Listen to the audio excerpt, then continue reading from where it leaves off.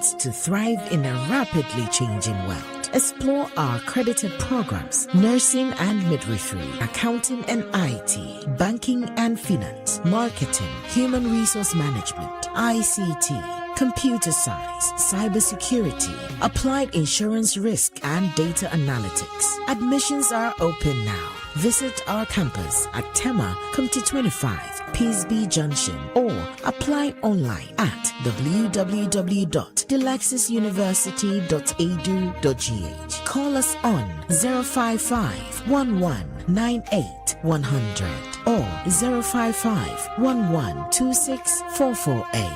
Delexus University College. Be knowledgeable and innovative in science and technology. Ready to lead beyond limits? Ready to think sharper, decide smarter, and lead with greater impact? Welcome to the Management Bootcamp 2026, an exclusive executive development experience from Channel 1 TV and 97.3 Citi FM.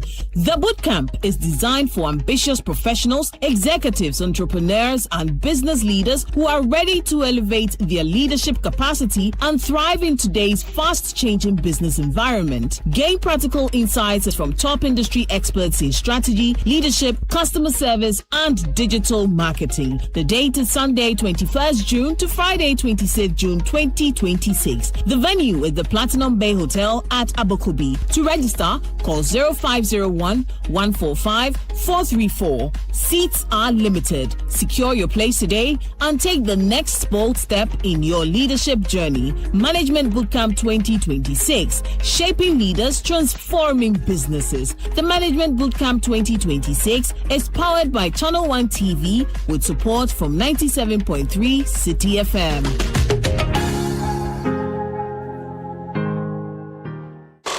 Citi 97.3. Kakra. Citi 97.3. More variety. This is the story of Anthony Owusu-Ansah and his delivery business, Shark Express. What started as one man's dream is now a thriving same-day delivery business that serves hundreds of families. Through financing, mentorship, business networks, and market access, ABSA is helping businesses like Shark Express grow, create jobs, build futures, and deliver joy across Ghana. Behind Anthony's success isn't only hard work, it's having the right partner like ABSA. From funding to guidance, ABSA stands with entrepreneurs who dare to dream. We see your story and we invite you to write it with us. Your story matters. ABSA.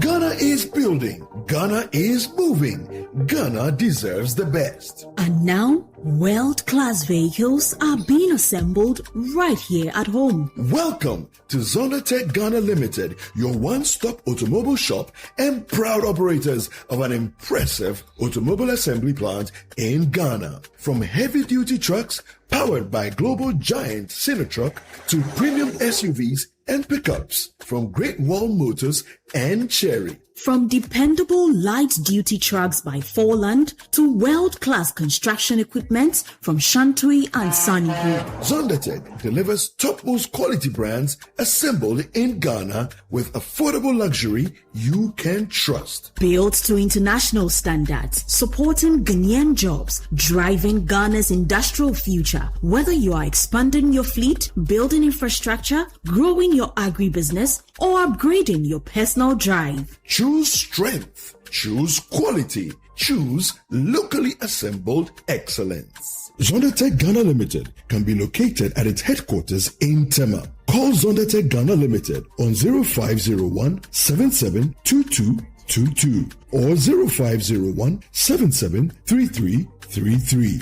Zondatech Ghana Limited, proudly assembled in Ghana, driven by excellence. Challenge these days, new level crown.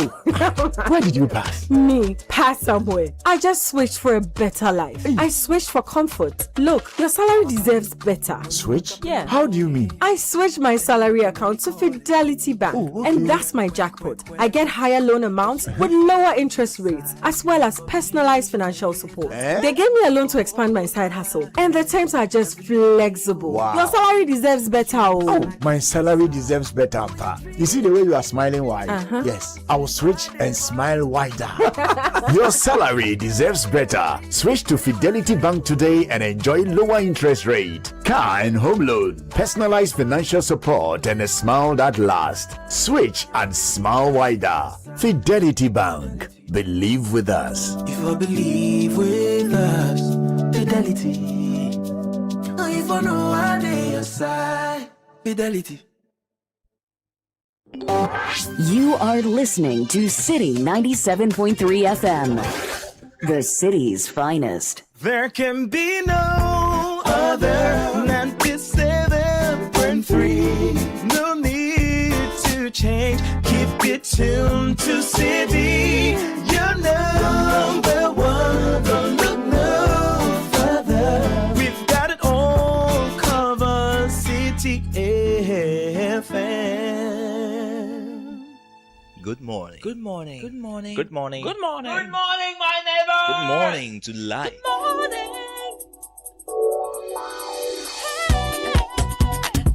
morning. Music. Talk. Inspiration. In perspective. Express yourself. Good morning, my neighbor. Citi FM, your station. It's a refreshing lifestyle. Citi FM 97.3.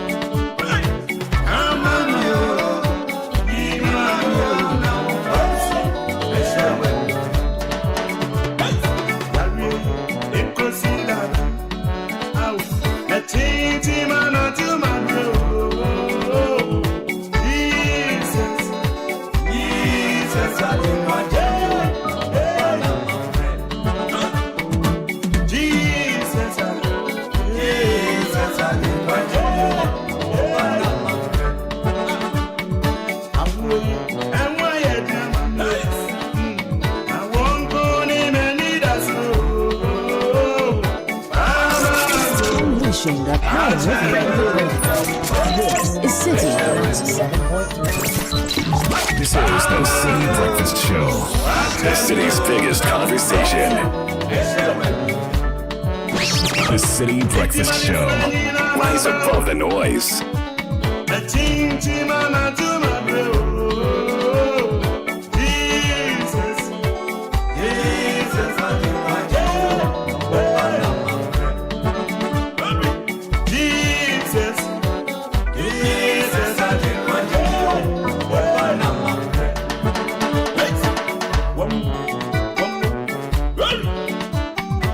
After 6. It's midweek in the month of June when the rains are so strong and many households wake up every day wondering where the next meal is going to come from because their structures are sinking. The rains have carried away their property, their home appliances, destroyed vehicles, and many are in devastation. And this song is on the lips of many households. Nkosi Dabe, when shall help come our way? Oh.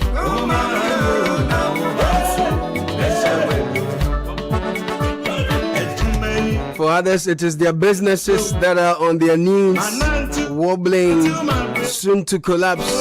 You've done all the right things. Things are just ends are just not meeting.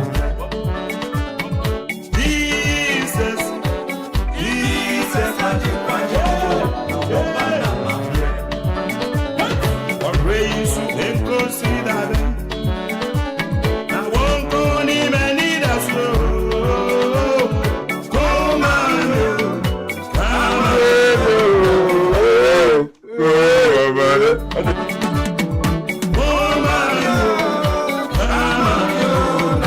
comes a time when a man's got to be told on his knees. There comes a time humanity's got to petition divinity. There comes a time you got to petition authorities. The hands will move to fix situations, and hearts will be moved to compassion to offer relief as well. So it's never too late. You know what to do. It's a great platform. You can share your petitions with us as well. We'll highlight them as ever.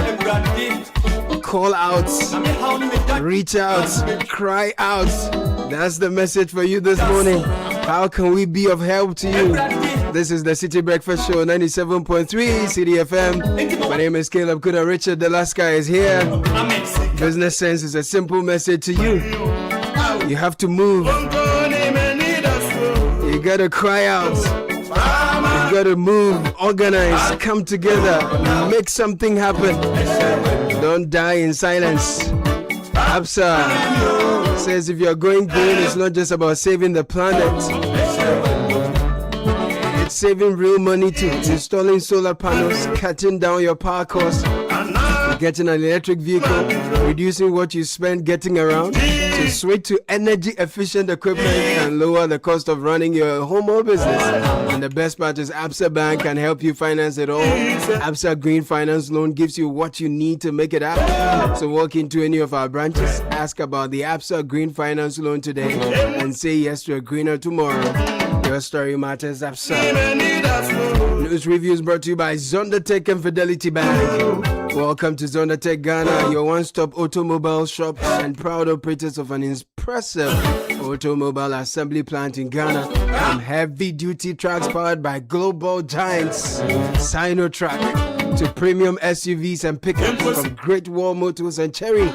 Dependable light-duty trucks by Forson. World-class construction equipment from Shantui and Sunny Group. Whatever you're looking for, affordable luxury, we got them all. Locally assembled excellence. Passed by Zonda. Let's sort you out. Fidelity Bank says your salary deserves better. Switch to us today. Enjoy our amazing benefits from lower interest rates, higher loan amounts, personalized financial support, and a smile that lasts. It's time to switch and smile wider with Fidelity Bank. 0800 003355. FidelityBank.com.ga. Visit our socials, Fidelity Bank GA. Fidelity Bank. Believe with us. Sky, I can imagine the number of households that are singing this song together with us. Ooh, mommy,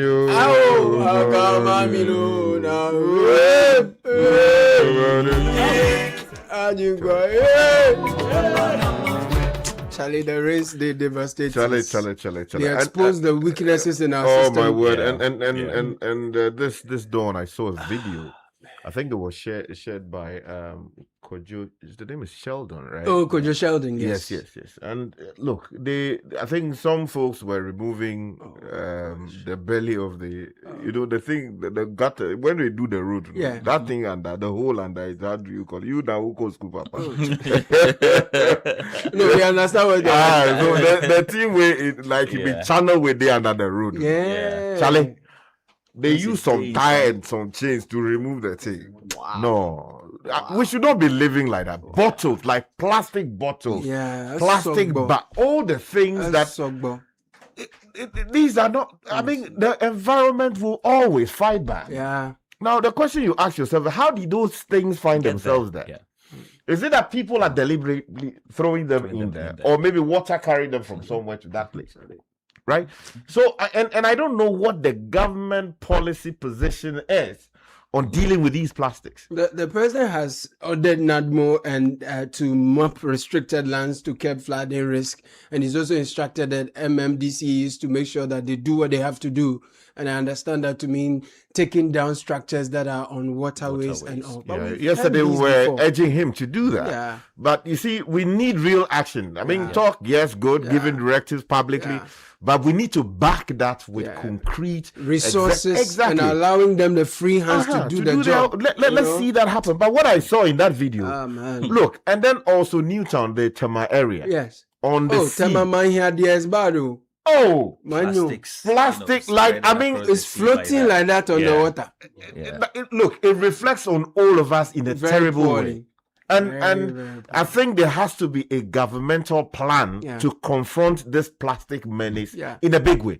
It must include finding people who are in the business of disposing these things off in an unauthorized way so that they can be dealt with. It's also a fine time to firmly ban these styrofoams and the plastics thing we have been talking about. The businesses in the system, yes, but the lives you are losing and the property that is destroying, the livelihoods that are being disrupted as a result of these things, the cost of that cannot be compared to what others have built their businesses. Exactly, because you know why? Because that channel I was talking about ought to be receiving water from one, sending water from one into the other. Into another. Exactly. That was completely, joke. It's going to flood the area because of that.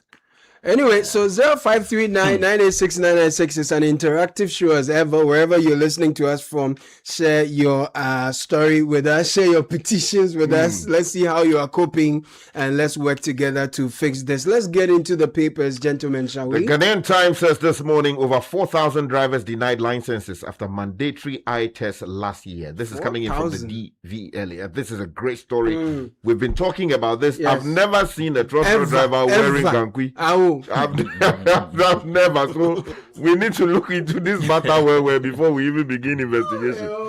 Also on the front page this morning, S. Maslow's CEO extradited to Ghana to serve 10-year jail term. I'm doing just two headlines. Okay. The Daily Guide newspaper front page this morning, U.S. extradites ex-Maslow boss to serve 10-year jail term. And then Rambo teacher caged for assaulting female student. That story will be found on page 6 of the Daily Guide. And then Charles Bisu case, court rejects portions of OSP key witness state testimony, and minority condemns arrest of NPP members. The Chronicle says Kwachi Ofosu settle expose. Government plots Oforiata's extradition. AG to meet U.S. counterparts soon. Also on the front page this morning, after grueling legal processes, Sedinam Ationo finally extradited to Ghana.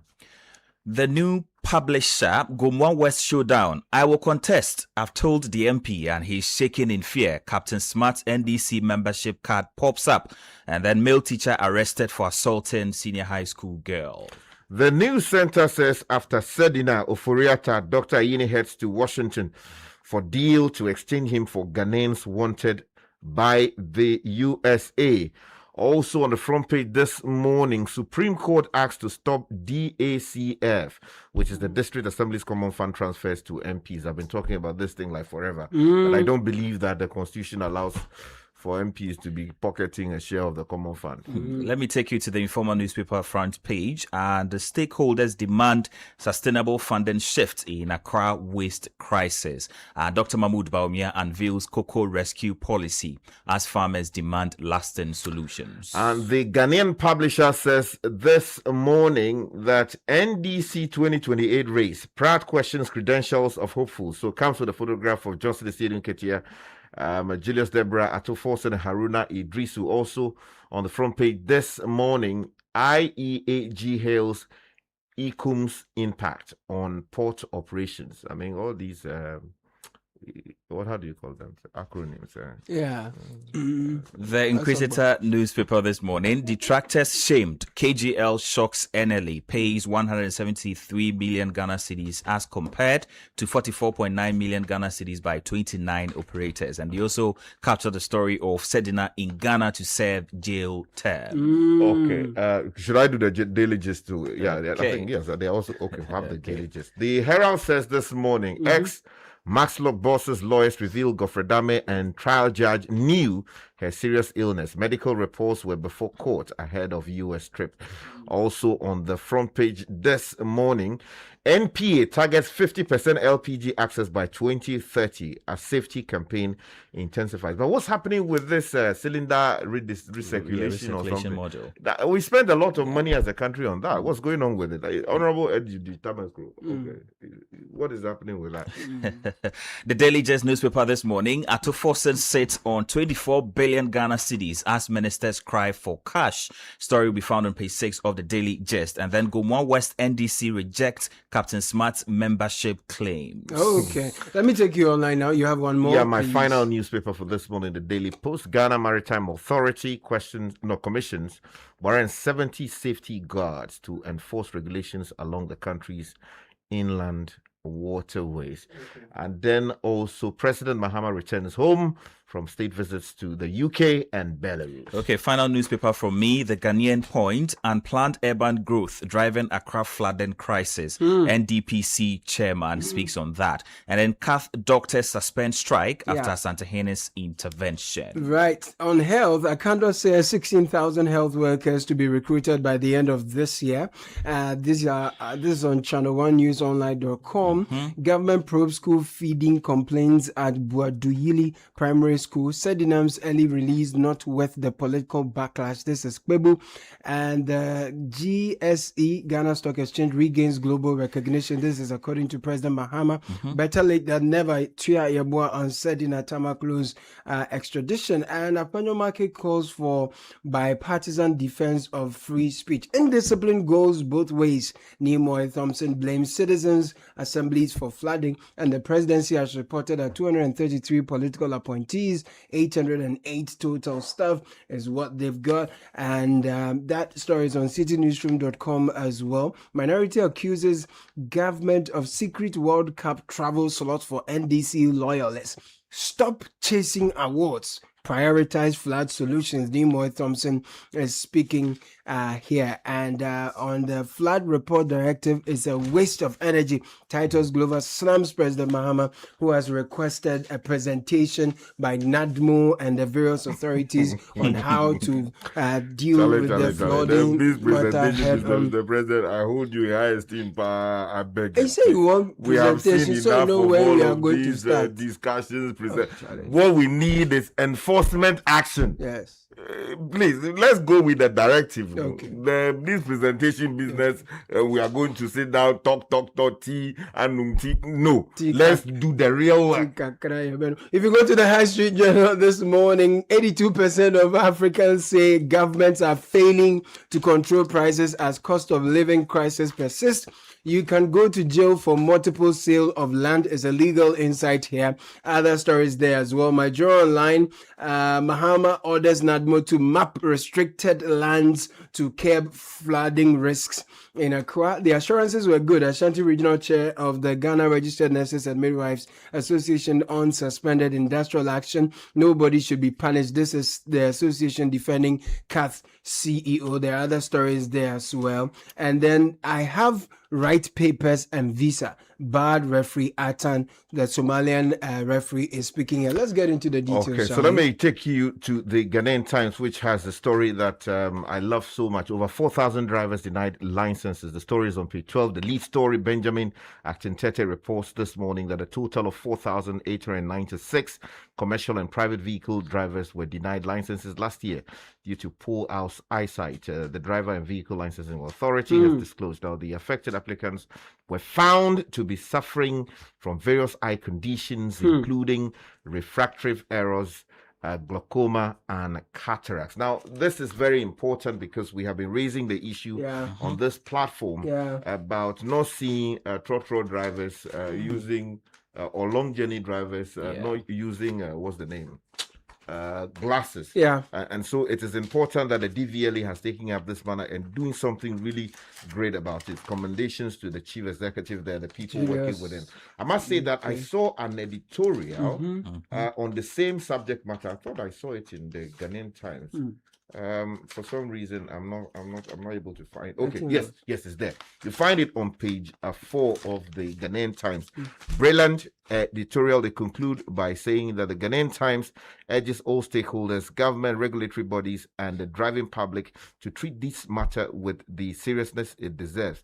Clear vision is not a privilege for drivers; it is a necessity. Absolutely. If we are to reduce road crashes and save lives, we must ensure that every driver on our roads can see clearly, both literally and figuratively. The cost of inaction is simply too high. I endorse this with 1 million bags of uku. Right, especially at this time where it's raining, visibility is poor, it gets foggy, or it's a terrible thing to have a driver on the road who cannot see clearly. Okay, let me take you to this troubling story because the video was trending all over social media, and that particular male teacher has been arrested for assaulting senior high school female student. Story on page 3 of the new publisher by Justice Jido.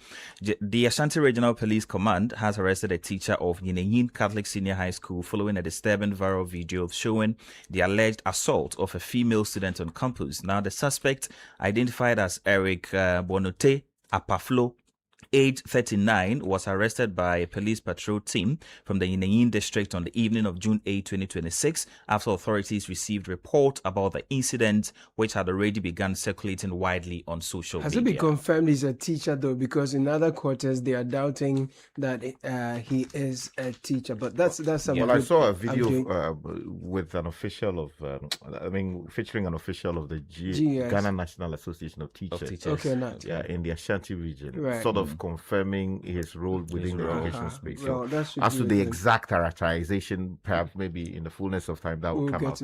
But yes, let me go to another story that is on all the front pages, or almost all of them.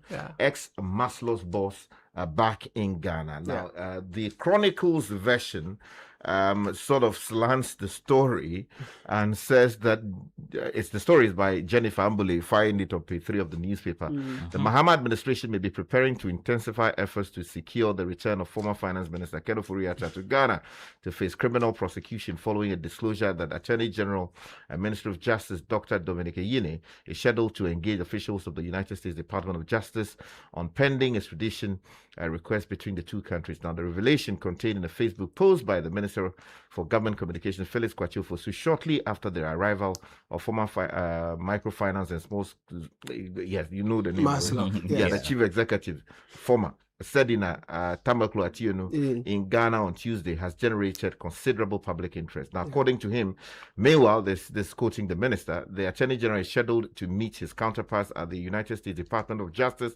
for bilateral discussion on all pending extradition requests between the two countries. Now, people are seeing through that, or so they claim, that maybe the government is up to some sinister motive to link her return to that of Ofuriata. As to whether that is true is an entirely different matter. But if he also returns, that's not sinister, no? Well, that's how some people are calling it. In the meantime, though, there's a related story. The Herald is saying that concerns are mounting over the health of former microfinance and small this is too mouthful. Sedina Ationu, who was extradited from the United States of America to Ghana on Tuesday. Now, the Herald has been informed. Who informed you, Larry?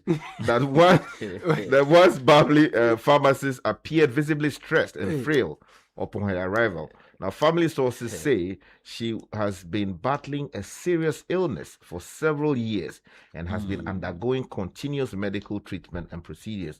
Now, a source close to her legal team told the Herald that Mrs. Ationu's poor health was well documented, with details of a medical condition presented to Justice Efia Sewa Asaribotre, the Court of Appeal judge who presided over her trial, granted her permission to travel to the United States for medical treatment. And he goes on to talk about that. I said, well, what I don't see in the story really is the reason why after going to do the treatment she didn't come back. But these are matters. There are two other angles. Some are suspicious that she might not serve the full jail term. Do you have that story? No, if I don't have that. I have that on citynewsroom.com. And then Martin Kpebu is also saying that any attempt to release her before her 10th year jail term expires will not be worth the backlash. So former Greater Accra Regional Minister Titus Glover has expressed doubt over whether former Microfinance and Small Loan Center Maslock Chief Executive Sedina Tiono will serve her full 10-year prison sentence, citing her alleged political affiliation with the governing National Democratic Congress. He was on Eyewitness News last night. However, private legal practitioner Martin Kwebu has cautioned against moves that could see former Maslock boss either granted a presidential pardon or released on appeal after serving a short portion of her jail term, warning that such developments could undermine public confidence in the justice system. What do you have? Yes, meanwhile, in matters related to sanitation, Accra waste crisis, we are told that stakeholders demand sustainable funding shift. Story on page 5 of the Informa news desk report. Now, stakeholders in Ghana's sanitation sector have called for urgent reforms to shift the Greater Accra metropolitan area away from its heavy reliance on landfill-based waste disposal, warning that persistent financing gaps and outdated systems could undermine efforts to maintain environmental cleanliness and public health. Now, the appeal was made during a high-level stakeholder dialogue on landfill and waste management held at the Kempinski Hotel. Let me put these stories together for you. They're all related to floods. President Mahama has ordered NADMO to map restricted lands to curb flooding risks in Accra. President John Dramani Mahama has directed NADMO and a national task force to conduct a comprehensive assessment of restricted and protected lands across Accra as part of renewed efforts to address the city's recurring flooding. I thought this should be something that should be, on the normal. NADMO should have this sitting on his desk already. Meanwhile, we also have, what do you call it? Task force. Anti-flood task force. Over these years, we should have this data down. I hope they are doing something on the background. They are busy defending all kinds of things on social media, but the real work to do, we are not seeing. So Titus Glover is slamming President Mahama. He says flood report directive is a waste of energy. You heard him on the breakfast news a bit earlier. And Nimoy Thompson says that indiscipline goes both ways. Citizens and assemblies are all to blame. More attention will be focused on these. Still on that, a different angle. He also says unplanned urban growth is driving across flooding crisis. If you want that story, the Ghanaian Point, page 5. Okay, let me draw your attention quickly to a story on page 3 of the News Center. One of the stories on the front page. Supreme Court asks to stop DACF transfers to MPs. Now, the story quickly says a Ghanaian citizen, Dr. Yao Chirefo, has filed a suit at the Supreme Court challenging the constitutionality of the long-standing practice of allocating and distributing or disbursing portions of the District Assembly's Common Fund directly to members of Parliament. Now, the suit, which raises significant questions about public finance, financial management and constitutional governance, seeks to halt the payment of the fund or monies from the fund into the personal bank accounts of MPs and to compel a review of the arrangement under which MPs receive allocations for constituency-related projects. This matter, the first time I actually became convinced that it was unconstitutional was when we went for a workshop. Right. I don't remember the place, but it was former minister for the space. Right. Is it Attah or Kwamena? The one who wears the hat, One of them. So we're having back and forth over it. And then he was one of the people who came to present to us. He made a clear presentation and made the point that he did not believe that it was constitutional and that it was a certain arrangement to quiet the MPs following their disagreement with district chief executives over all kinds of the shenanigans that go on. Right. So yes, I think the Supreme Court has to look at it. Okay. And let's see how it Just goes. before we go, this headline for your thoughts. Most story buildings in Accra are standing by the grace of God. Engineer Mahama Riakos. This story is on the High Street Journal. So if you are entering story building, you know that it's to do the sign of the cross. We pray that nothing happens. But the demolition they are doing, are they sure they are doing the thing properly? Bro. That guy nearly died. Though. Yeah, you see the guy who was in the excavator. The building almost fell on him. Yeah, but we have 48 engineers regiment. Honestly. They understand how to use these explosives in a responsible to bring down structures and even control the dust. That's exactly control demolition. That is what we should be doing, Mr. President. We beg you. Yes, we don't want to be preventing disaster by killing people, incurring more casualties. That was the news review. Join the conversation on the Citi Breakfast Show on Facebook at facebook.com/Citi97.3, Twitter at twitter.com/Citi973, and Instagram at instagram.com/Citi973 with the hashtag CitiCBS. This is the Citi Breakfast Show, the city's biggest conversation.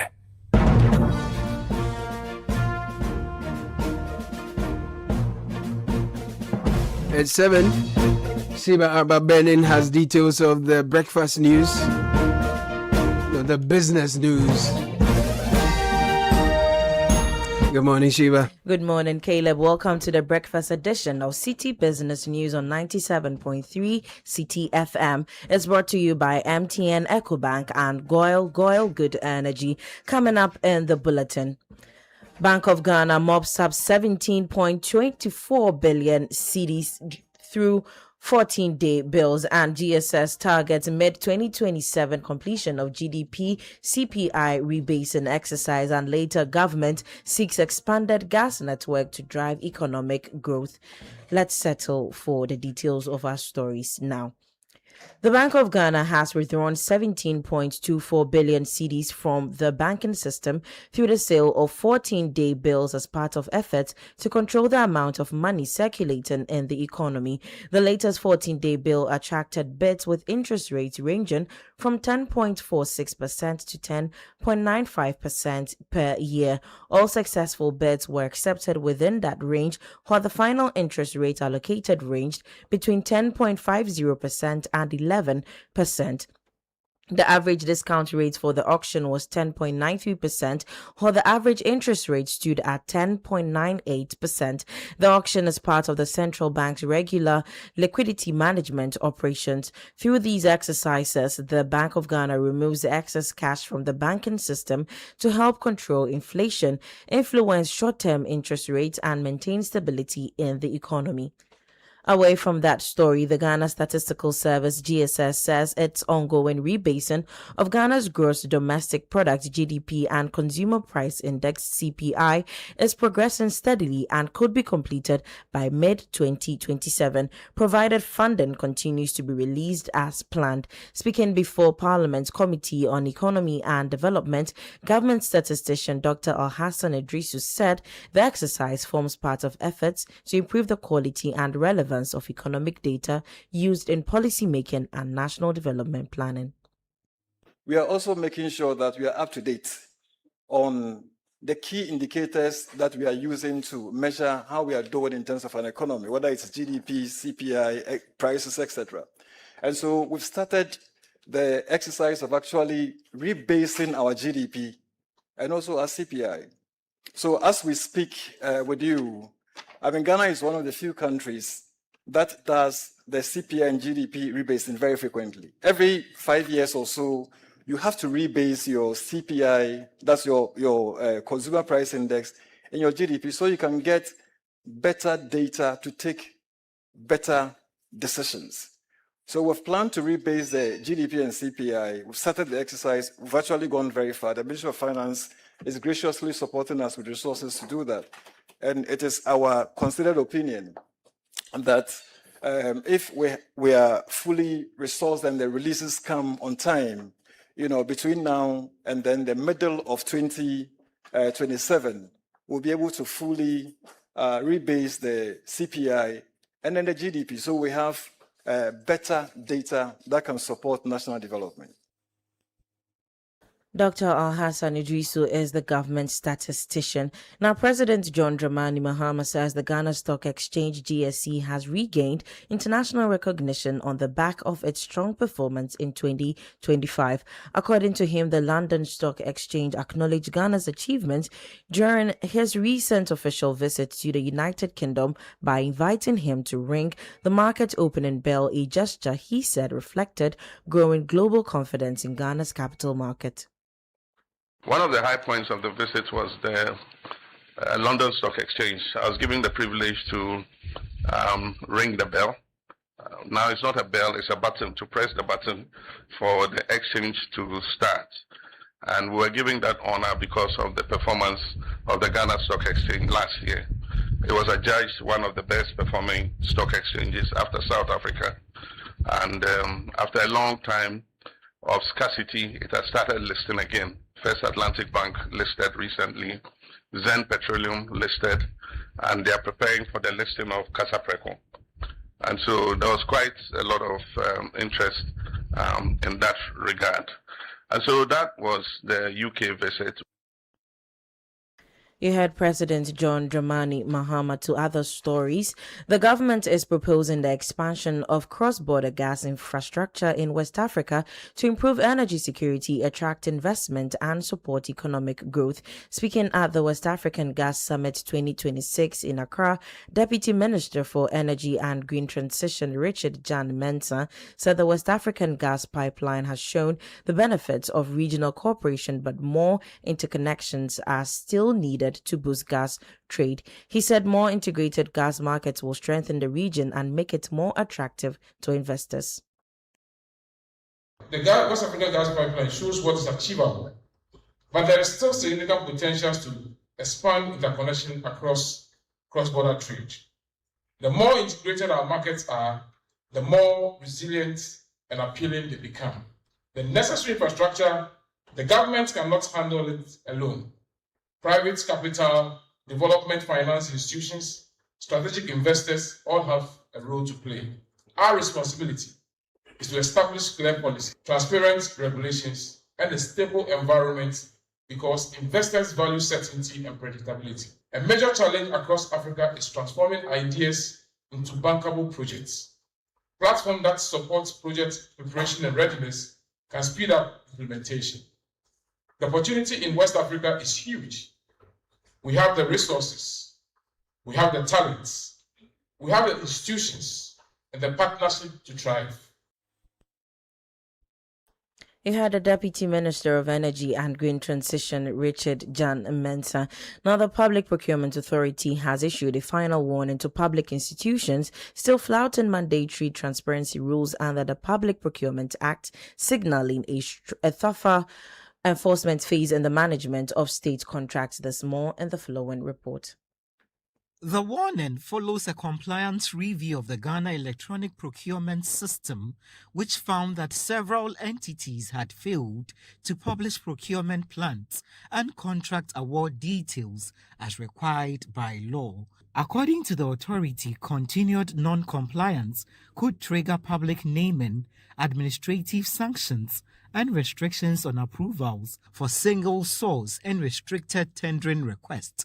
Under Sections 21 and 31 of the Act, procurement entities are required to upload procurement plans and contract award information on the electronic platform and keep them regularly updated. The authority says failure to comply weakens transparency, undermines competitive tendering, and limits public oversight of state spending. It also reminded heads of procurement entities that responsibility for compliance rests directly with them under Section 18 of the Act. The PPA stressed that procurement lapses are not just administrative issues, but leadership accountability concerns, placing responsibility squarely on institutional heads and controlling officers. That was Citi Business News' Emmanuel Opon with that business desk report. Now on the interbank markets this morning, the dollar is going for 11 cedis 76 pesos. The pound is also going for 15 cedis 37 pesos. And that of the euro could be sold to you at 13 cedis 87 pesos. And that's it for the breakfast edition of Citi Business News on Citi FM. It's brought to you by MTN EcoBank and Goil Good Energy. I am Sheba Arba Benin. Thank you for listening and have a good morning. Hello? Charlie, I'm at the library. Why do you keep calling me? Wait, question. What's the capital of Burkina Faso? Ouagadougou. Bye. Wait. Which planet is the hottest in the solar system? Venus. Charlie, why all these questions? See, I'm playing the MTN Swipe and Win promo. I might cash out some cool 1,000 Ghana cedis today. Hey! 1,000 cedis! Shh. Charlie, what's the next question?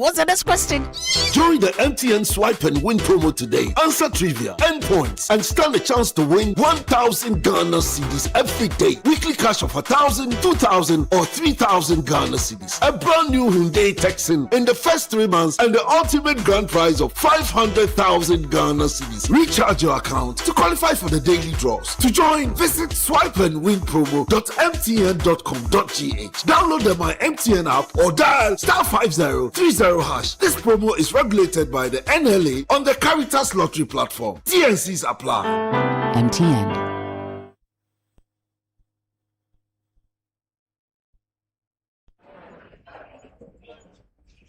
Your attention, please. Flight C8 has been delayed. Again. Madam, can you please point me to the water fountain? And please watch my back and phone whilst I'm gone. You can be a traveler with infinite worries. Hello, Mr. Anand. Your lounge access is ready and your seat is warm. Or you can be a traveler with infinite privileges. Champagne, sir? Original the drink. Choose EcoBank's infinite privileges with an EcoBank Visa Infinite card. Access airport lounges worldwide, fast-track services, best-in-class daily limits, and enjoy other exclusive travel and lifestyle benefits. Infinite privileges await. EcoBank, the Pan-African Bank.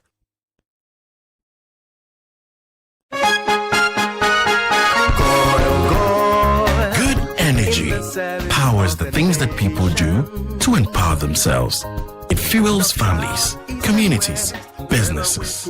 Good energy fuels nations. It gets things going and keeps them moving. Good energy isn't just what we do, it's who we are. Goyle, good energy.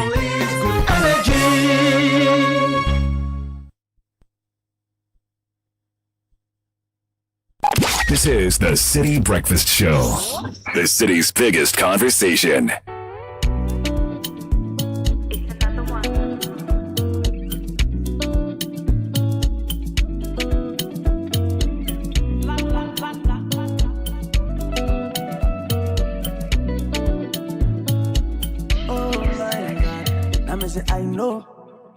I know, you do me bad, then you know, miss you for my pillow, tears we soak my pillow. Oh, wait till I do you, where you leave me go for a tungo, where you leave me go for, yeah. Wait till you do me no my sister, yeah. Mete my bubble wanna meet ya, alumu, mete my bubble wanna meet ya, yeah. Only go, tell me what I know for you, for you. Otto you, me and you like 1 and 2. Mr. Benabu, share you see say man down. So you they chase my boo, make sure say you no go fool.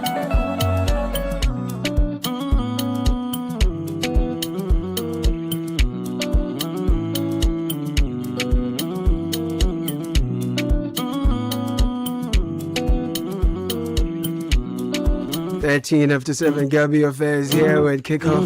Shibaba Benin just left with the business news.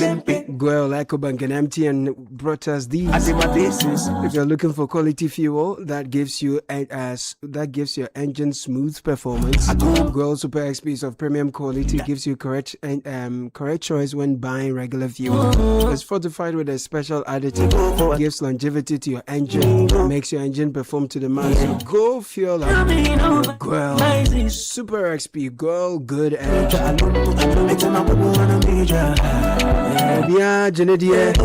You know how we do it. When you cross over, graduate, or you have that new arrival, big win, your people celebrate you with powder. We dust you. That's exactly what's happening right now thanks to MTN. People upgrading to 4G. Trust me, the powder is flying everywhere. Grab the brand new HMD ARC for just 899 Ghana cedis. Enjoy free 2.5 gigabyte data every single month for 6 months. New phone, fast 4G, new pictures, free data, more social media every month. Also, visit any MTN service center, Dela, and shop nationwide. Grab your HMD ARC today. The board of directors of EcoBank Ghana wishes to inform shareholders that dividends will be paid for the 2025 financial year following a strong financial performance and EcoBank PLC's commitment to delivering value to its shareholders and maintaining a resilient financial position. Shareholders are therefore reminded of the annual general meeting scheduled for Wednesday, 17th June 2026 at the EcoBank head office, Accra. Meeting will also be streamed live at EcoBankGHAGM.com. Key highlights to include approval of financial statements, dividends declaration, and statutory business. We are looking forward to seeing EcoBank Ghana PLC delivering value backed by strong financial performance. EcoBank, a better way, a better life. Gabby Affairs here, bringing you kickoff that's brought to you by Let's Share Home. If you're ready to power up your finances and unlock your path to financial freedom, the Let's Share Home Fixed Deposit Solution is tailored just for you. With Let's Share Home Fixed Deposit Solution, you are making your money work for you. Join the investment revolution with our fixed deposit solution. Take charge of your financial future. 0302208333. Invest wisely, invest with Let's Share Home. Let's Share Home, let's improve life. Henley and Partners are the global leader in residence and citizenship planning. They help investors and their families secure alternative residence or citizenship. They advise on the best programs for you and your family, and they assist with the entire application process. 0206-042101. Ghana at henleyglobal.com. The Galleria at Kempinski Gold Coast City Hotel is where you can pass by for free consultation. Visit henleyglobal.com to find out more. If you are looking for greater global mobility or you are seeking Caribbean citizenship programs like Antigua and Barbuda, Grenada, St. Kitts and Nevis, residence by investment programs in Greece, Portugal, Malta, UAE, UK, Canada, and the US. Call the number, visit them at their office, and you'll be happy you did. Gabby Affairs here with kickoff.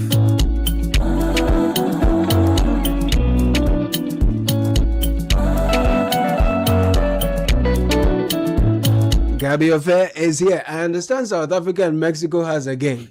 Yeah, it's later tomorrow. That's the opening game of the World Cup. And suddenly, Mexico City Stadium. And Ghanaians are saying they are Maguire, they are something, they are Miguel and something because they are all supporting Mexico to whip South Africa. I mean, you can understand why people will support Mexico. We don't even have a good history with them though when it comes to the friendlies. Yeah, but yeah, the friendlies, the game is on tomorrow. All right.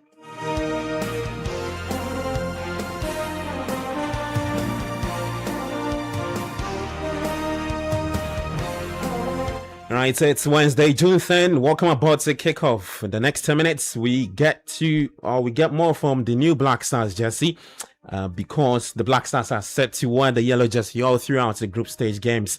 Also, Senegal break silence on viral airport security video, all coming up in the next 10 minutes. Kickoff is probably brought to you by Polytangana and Let's Improve Life.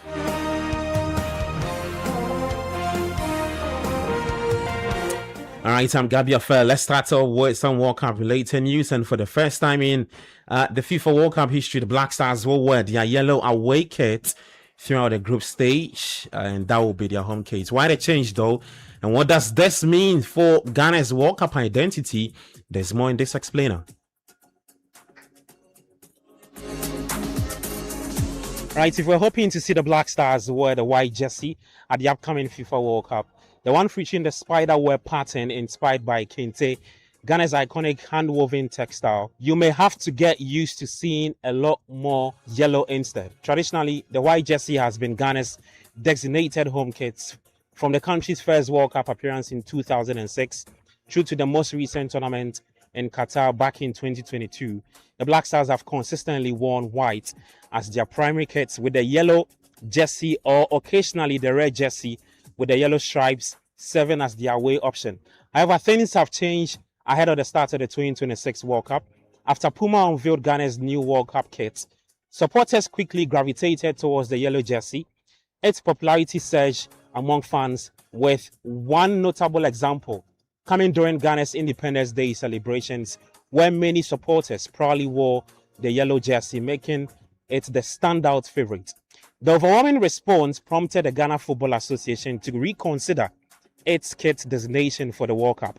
So the FA subsequently informed FIFA of its preferred home and away kit, selecting the yellow jersey as Ghana's primary strip for the tournament, a decision that FIFA approved. As a result, the Black Stars are set to wear the yellow kit throughout the group stage. So against Panama, Ghana will line up in an all-yellow strip from the shirts right down to the socks.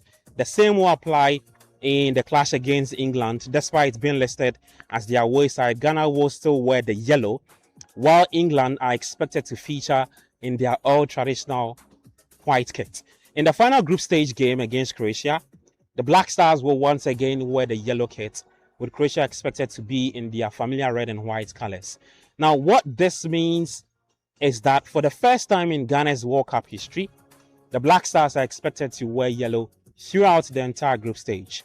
Should Ghana progress beyond the group phase, there could be changes depending on FIFA's kit allocations and the colors of their opponent. But now, yellow is set to be the defining color of Ghana's World Cup campaign. All right, so that's all you need to know regarding the change for Ghana's home kit ahead of the start of the World Cup. Well, let's stay with the Black Stars. And Sports Minister Kofi Adams believes Ghana has what it takes to defy the odds at the 2026 FIFA World Cup, with the tournament kicking off tomorrow, June 11. The minister has called on Ghanaians both at home and abroad to rally behind the national team as they prepare to begin their campaign. Well, I think preparation has been good, even though our coach appointment came a bit late. He's done quite well. There's good spirit in camp. They are training very heavily, and we do promise Ghanaians that something good will come out. Even though if you look at the expectations and those who are doing all the analysis, they claim that Ghana is the least after Iraq to make any headway, but we are going to make a lot of headways. Well, that is what we wish that happens. All the 48 teams that are in the Mundial are there to win. Ghana is also there. Right, the minister also, he says, despite the absence of key players such as Mohamed Kudus, Alexander Jiku, and Mohamed Salisu, the current Black Star squad remains a strong and united group capable of competing with the very best on football's biggest stage. Well, we have a team. What is most important is that we have a team. It's unfortunate we don't have the Jikus, we don't have the Kudus, and then what have you. But we have a team. I think the team is going to go very far.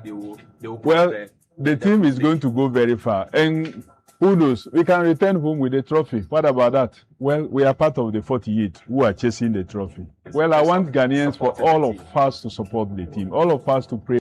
World Cup, and as the excitement builds ahead of the tournament, let's take a look at some of the major stories making headlines around the world. Here's a special World Cup roundup from the BBC. Hello, I'm Conor O'Grady at the BBC Sports Centre with the latest World Cup news. Omar Artan, who was set to be the first Somali to referee the World Cup finals, has been dropped from the list of officials after he was denied entry to the United States. Artan was barred from entering the country at Miami International Airport. He's currently in Turkey. Well, no reason for Artan's repatriation has been issued by US immigration authorities, but Somalia is one of several countries on a travel ban list introduced by President Donald Trump's administration. The Arsenal defender Hurrien Timber has been ruled out of the Netherlands' World Cup campaign with a groin injury. Timber had been out since the middle of March with the groin problem, but featured in the second half of the Champions League final in Budapest on the 30th of May. Meanwhile, Scotland are settling into their World Cup base in Charlotte in North Carolina as they prepare to start their campaign against Haiti at the weekend. They last played at the tournament back in 1998. Scotland midfielder John McGinn says that it's great a new generation of children will get to see them take part. Puts a smile on my face to see the excitement of children again. It's amazing that they've got people to look up to from their own country and the world's biggest stage again, and that's to be celebrated. A generation's missed out, but thankfully this generation of children will see us. And France won their final warm-up match ahead of the World Cup. The Bayern Munich winger Michael Olise scored his first international hat-trick as they beat Northern Ireland 3-1 in a friendly in Lille. They begin their campaign in Group I against Senegal on the 16th of June in New Jersey, and then have matches against Iraq and Norway. For more World Cup news from the BBC, go to bbc.com/football. All right, so that's all the updates regarding the World Cup around from the BBC. There will be more in our subsequent bulletins. But let's start with the World Cup. And the Senegal Football Federation has responded to a viral video showing members of the national team undergoing intense security checks at an airport in the USA. The footage marked widespread debate on social media, with many users believing the players had been subjected to extra scrutiny upon arriving in the country. Citi Sports' Julio Ashifriamo has more. Contrary to some reports circulating, this particular check did not take place upon the team's arrival in San Antonio in the USA, but rather during boarding at Raleigh Airport on Sunday, June 7, 2026, before the flight's departure. As part of the logistical arrangements for the trip, the bus carrying the national team left the hotel in Raleigh and went straight to the airport tarmac. This procedure allowed the players and staff members to complete all security and police checks at the foot of the aircraft without having to go through the usual terminal areas and boarding lounges. This particular arrangement was primarily intended to optimize the delegation's travel time and facilitate its boarding on the private flight to San Antonio. We wish to emphasize that this procedure was carried out in compliance with applicable airport security regulations and that no particular incidents were reported. All right, so that's my colleague Julian Shiframwa with excerpts of that statement released by the Senegal Football Federation. Now, several countries wrapped up their final preparation for the World Cup with a series of international friendlies played last night and into the early hours of Wednesday. Defending champions Argentina produced an impressive performance, defeating Iceland 3-0 in Alabama. Lionel Messi came off the bench to score a second-half penalty as the South Americans completed their World Cup preparations in style. Venezuela also ended their preparations on a high with a 2-0 victory over Iraq. Courtesy goals from Christian Cáceres Jr. and Jesus Ramirez. Chile also beat DR Congo in a 2-1 win for Chile in a match played behind closed doors in France. And then in Texas, two World Cup bound nations, Saudi Arabia and Senegal, could not be separated as they played out a goalless draw in their final tune-up before the tournament began. So all the friendlies will be ending later today, and then the competition kickstarts later tomorrow. But that's the very latest in the world of sports. We're back later at 3:10 p.m. on the Traffic Avenue with the World Cup Diaries. In the meantime, you can head to citisportsonline.com and also on X at Citi Sports JHA. Kickoff was proudly brought to you by Polytangana and Lashaho. Let's improve life. I'm Gabi Ofen. Enjoy the rest of your day. Do take care and bye-bye. Let's go. Let's go.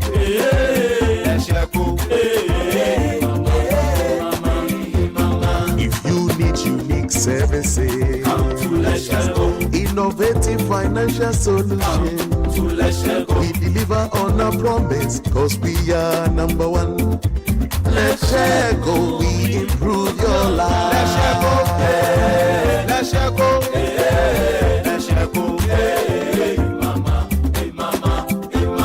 Even when you're stuck with nothing, no matter your situation, let's go, we improve your life. Let's go. Let's go.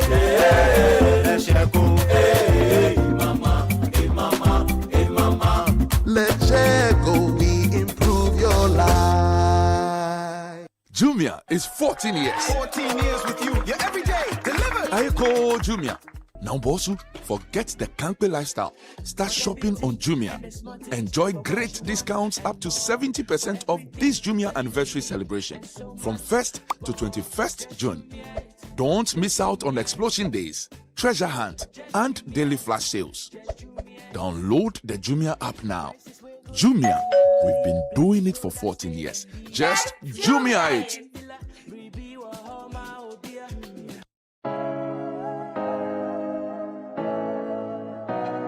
I don't wanna stress. I want the soft life. I wanna have more time, make catch up life. I send money, I pay my bills, I buy airtime. Oh, I take the soft life. Abracadabra seems like magic. API magic. I don't need to carry money on me. With Fidelity cards, I just need to swipe. Oh, I take the soft life. Oh, soft life. GHQR. I take my phone when I scan it. Payment complete. Fidelity app is so sleek. Oh, I take the soft life. Say hello to Kuku at the chatbot. Yeah, she's gonna simplify your digital banking. Fidelity digital banking, the new dimension. Dig the soft life. Modege, Mr. Modege. Dig, dig, dig, dig. Dig, dig, dig, dig. Fidelity Bank. Believe with us. It's the season of goals, the tense moments, the thrilling moments, the unforgettable winning moments. And now your winning moment could be next. Buy a Samsung Galaxy device from now till July 3rd from any authorized dealer and stand a chance to win Samsung TVs every week. From Galaxy phones, tablets and watches to refrigerators, microwaves, and even an 85-inch Samsung TV to upgrade your matchday experience at home. Visit samsung.txtghana.com after purchase and enter your details to enter the weekly draw, and you could be one of our lucky winners. This promo is regulated by the NLA on the Caritas Lottery platform. Terms and conditions apply. Join the conversation on the Citi Breakfast Show on Facebook at facebook.com/Citi97.3, Twitter at twitter.com/Citi973, and Instagram at instagram.com/Citi973 with the hashtag CitiCBS. The Money Matters segment is brought to you by Petra. Petra, achieve more.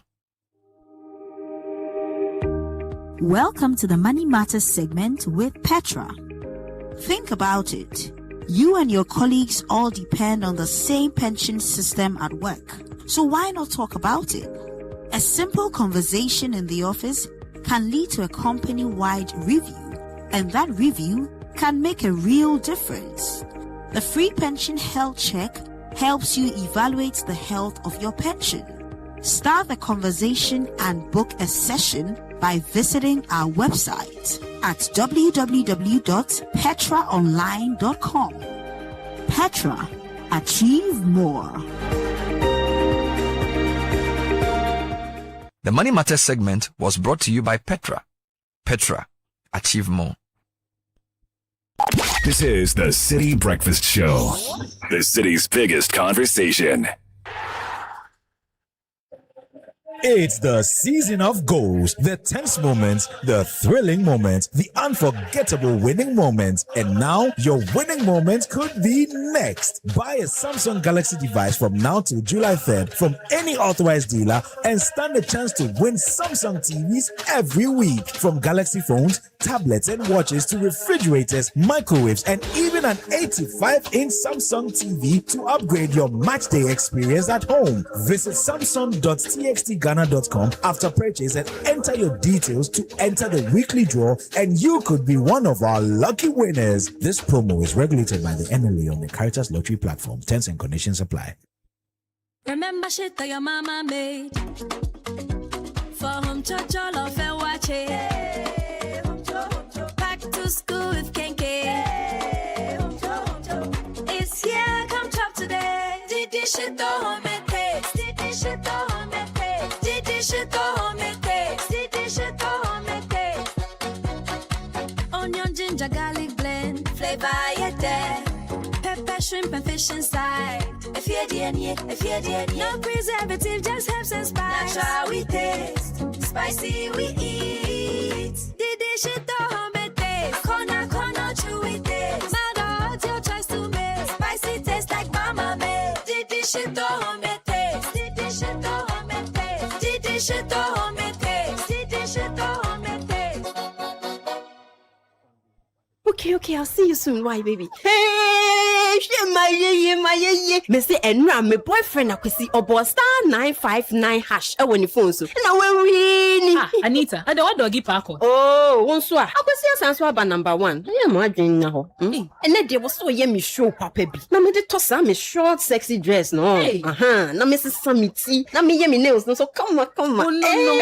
Me fa uba. Make a juice and small 1-2 rounds. Be answer me doing ho. Now we chia. Hey, Nana so he for order. So Chinese any wine, Papa B. And I mean this I check no. Hey, Anita. Na sa ni mia when you hear TV be no. I also say sound. Not to prepared. Na me chilly esimu. I no go feel sweat like that. See fine girl. Hey, Anita. Jesus. Baby, I will do no jinawa. Mr. Remember, dial *959#. Oh, iPhone na back to my. No one can say nyautika so what? Sister, next time Kati call no what? Dial *959# and I call 590mobile.com.gh. Not to be 590 mobile. Head down some. Charlie, the contract is here. Oh, my pocket. Flat like a football with no air. Don't stress. That is why DCI Microfinance is here for you. DCI? What magic can they do? No magic, just real solutions. With your contract and LPO financing, you can deliver on time. And when you're waiting on payment, their invoice and certificate discounting puts cash in your hands quickly. Their loans are fast, simple, and reliable.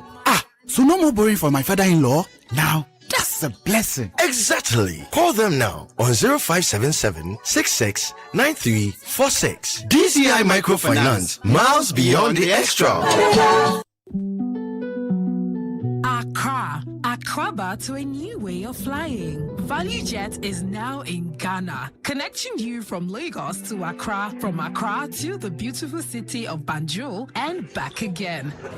Whether it's business in Lagos, holiday in Banjul, or coming home to family here in Accra, we're bringing West Africa closer, one flight at a time. Reliability you can trust, fares you will love, and a welcome that feels like home. Book your journey now at flyvaluejet.com or call us on 054-116-7474. ValueJet. Wings for everyone. This is the Citi Breakfast Show, the city's biggest conversation.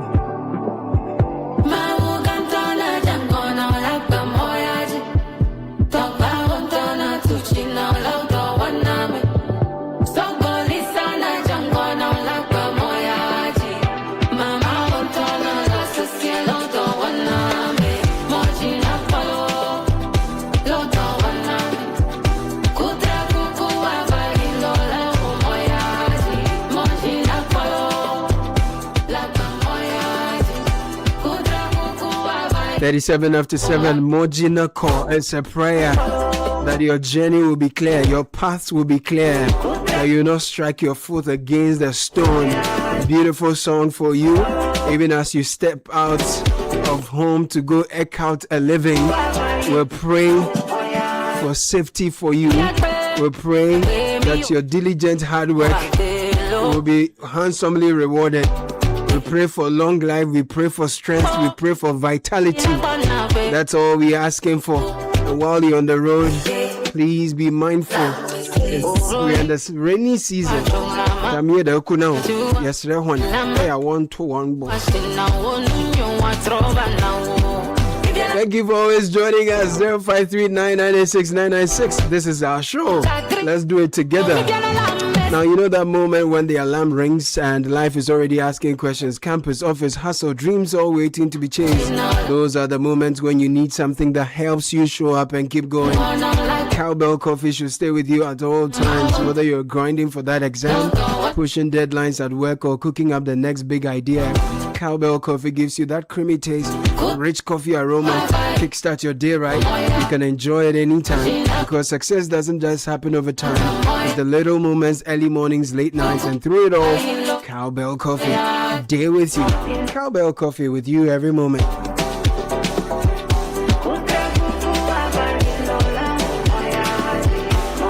And you've probably noticed the lights go off when you least expect it. Plans interrupted, businesses forced to pause, and homes left in the dark at inconvenient times. Translight Solar is here to help you. With Translight Solar, you enjoy consistent, reliable power every single day. No interruptions, no surprises. Our smart solar solutions are designed to keep your lights on, your appliances running, and your operations moving while helping you cut down electricity costs. We are offering exclusive installation discounts starting at 34,000 Ghana cedis only with flexible payment options. Call now 0242 438 746.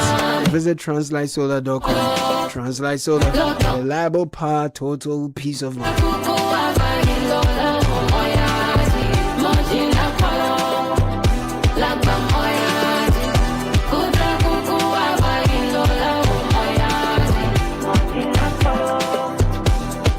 Now, when you're planning the future, that begins with the decisions you make today. Save and invest early with EDC. Build wealth and retire comfortably. And one clear sign of financial growth is when your money starts working for you through steady returns and long-term wealth creation. EDC has professional fund management, flexible investment options, potential for higher returns, and financial security for retirement and future goals. Your financial independence is possible with EDC, so sign up today.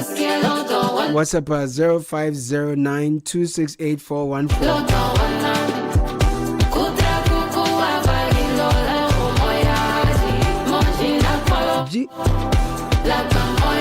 Everyone is a winner in the Ungalicious Abingwaha promo. Over 4 million Ghana cedis worth of cash and prizes to be won. Just look out for the special Ungalicious promo packs at mid-20 of each. At any of our redemption centers near you, receive a scratch card. Send the unique code to *713*27#. You will win instantly. Cash prizes up to 200,000 Ghana cedis. Deep freezers, smart TVs, kitchen appliances, and more. This promo ends on the 15th of July, so look sharp. GC Bank is making business simpler, faster, and smarter with digital solutions designed for every business.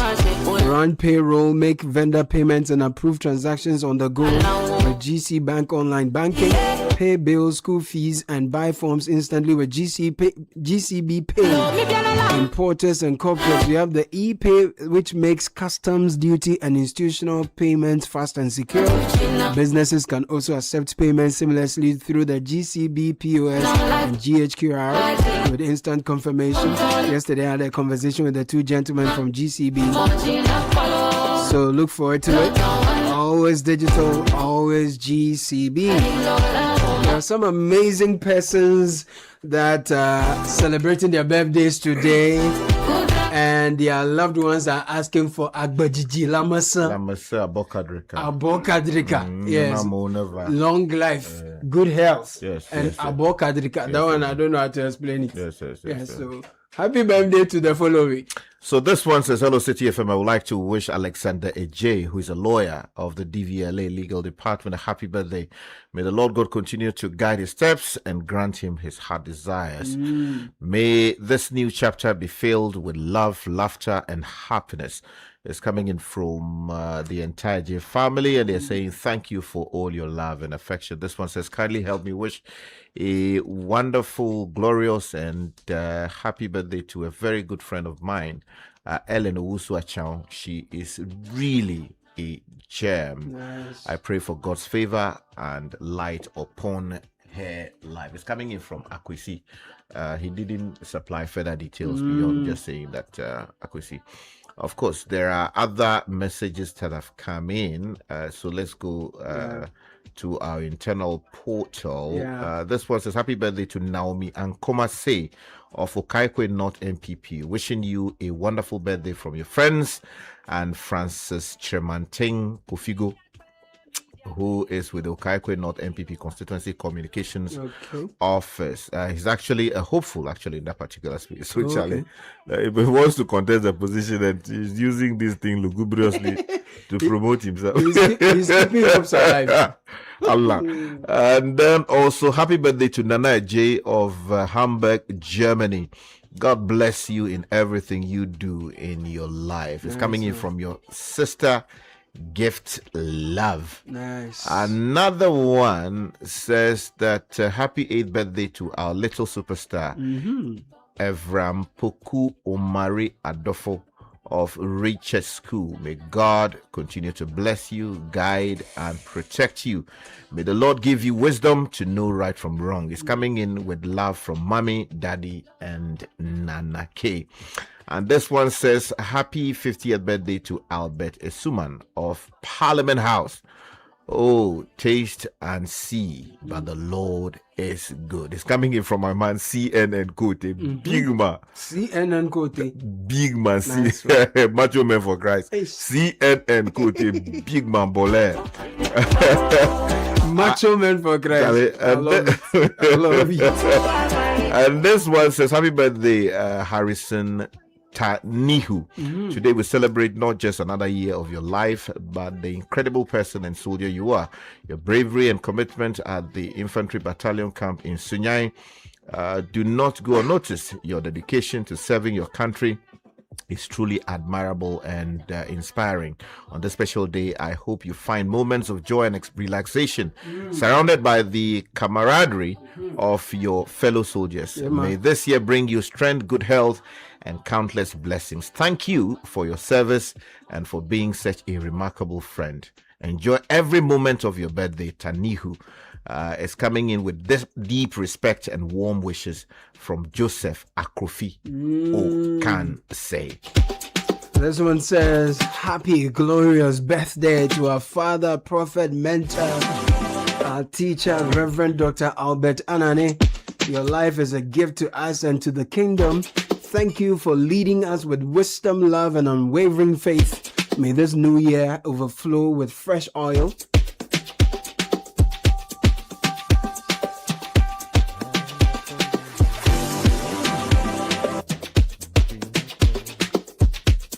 You edited the message I'm reading. Okay. So to Reverend Dr. Albert Anani, from multiple sources to you, happy birthday. Yeah.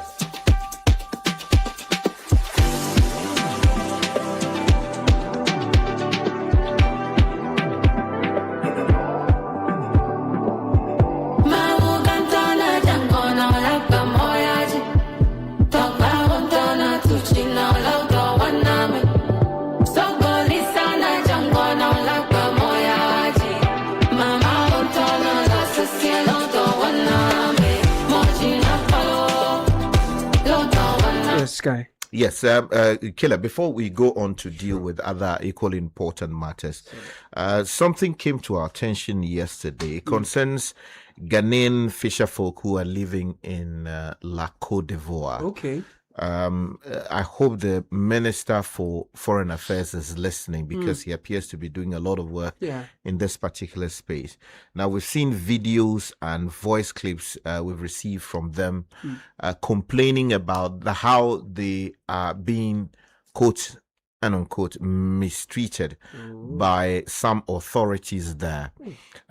They suggest that they've been living in some of these spaces for many decades and virtually have become citizens of the Republic. But there are people who are engaged in land grabbing who are demolishing their spaces with heavy earth-moving equipment and forcing them to leave these spaces, and then the spaces are then sold to foreigners who are in the country, trying to invest in real estate. And the conditions that they are having to put up with completely unacceptable. And I am urging the government to do something about this as quickly as possible. We don't have the exact number of people affected, as in the exact number, but we are told that these are scores of people. So they've been displaced. And they don't know how they are going to survive. The raining season is here along the west coast of Africa. June, May, June, particularly. Cloudy weather and then also chilly weather. And they've supplied a list of areas that are to face similar demolition, events. And it is not pretty. So the video, I believe we can publish on our website. Correct. And we invite the minister. In fact, we can also forward it to the minister. Yeah. We have a mission in La Côte d'Ivoire. We do. My understanding is that the officials from that particular space have visited some of these sites, but nothing has come out of these visits. If this is the case, we are urging the minister to do something about this. It's a big problem, and the people have to be attended to. These are fisher folk who traveled many years to work in these spaces, and for some reason, something is happening to them. Let's see how we can help them. Once this gets to our attention and we'll call the attention of the minister, we are very sure that some speedy relief will come and some solutions will be extended to our compatriots. So thank you, Sky, for that. Happy to let our listeners know that we have Apioko Sayaram Ashrong Abe join us in the studio. Sky, you recall that we've been championing our community legends. Yes. Project for some time now. We got to announce those who made it to the top 10. And you promised us the last time we spoke, Apioko, that you're going to sit with them in an audiovisual manner so we can get to intimately experience who these legends are. First of all, welcome. How are you doing today? Thank you very much. Good morning. I'm well. How are you? How are you, gentlemen? We're good. We're good. Welcome. Good to see you in the studio, Cedric. Good to be here. Our community legends doing? What's the update with our legends? So, I'm making good on the promise. Indeed, last week I was here and I did say that I was here exactly a week ago. And so I had said that in a week's time to come, we would go live with a 10-part documentary series. Okay. So Bernard even cracked the joke that one man, one woman to one film.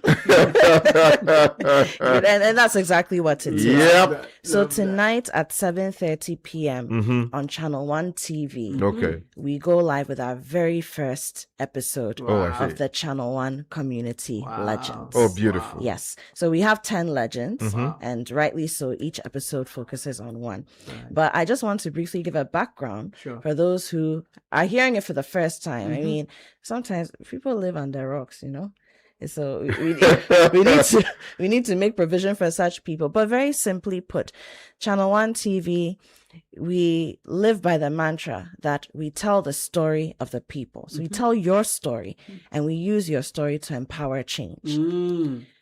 Change for you to be the catalyst or the agent of that change, or we as your partner in achieving that change. And so what we are saying is every year we're looking for 10 people who are what we like to call grassroots leaders. They are not politicians. They are not people who you hear about every day. They don't necessarily run huge companies, but in their own way, every day they wake up in the morning thinking that as a citizen of Ghana, I have to brighten my corner. And the examples are very simple. It's the young man who decides that when he goes to the farm every morning, instead of doing his normal harvest and planting, he's going to come back with a basket of cassava and share it for the community. Because not everybody has a farm or has food at their disposal.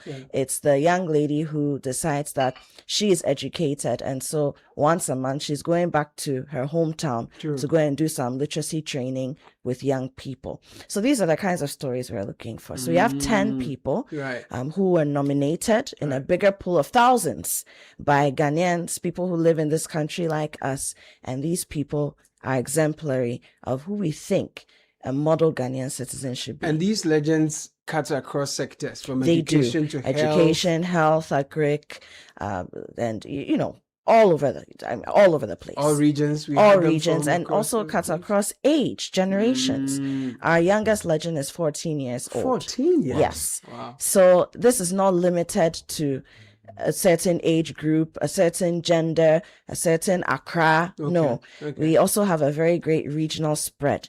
Indeed, we received entries from pretty much all the regions, I believe. Wow. Yes, and then we had to whittle them down to 10. 7 p.m. 7:30 p.m. Every Wednesday. Every Wednesday. We have 10-part documentary there you go. on each of these legends. That's right. And 7:30 p.m. every Wednesday, Channel 1 television. Exactly. You're going to be highlighting these stories. That's right. And we have repeats within the week as well. So tomorrow's Thursday, there'll be a repeat. We have them on Friday. So please, people should pay attention to Channel 1, newsonline.com, and our social media platforms as well, because we will be publishing the repeat times for people who can catch it. Give her a sneak peek into the thing that brought today's legend to our attention. Like what exactly, some teasers. Yeah, like I said, what is he into or what is she into, and things like that, and what we expect to see.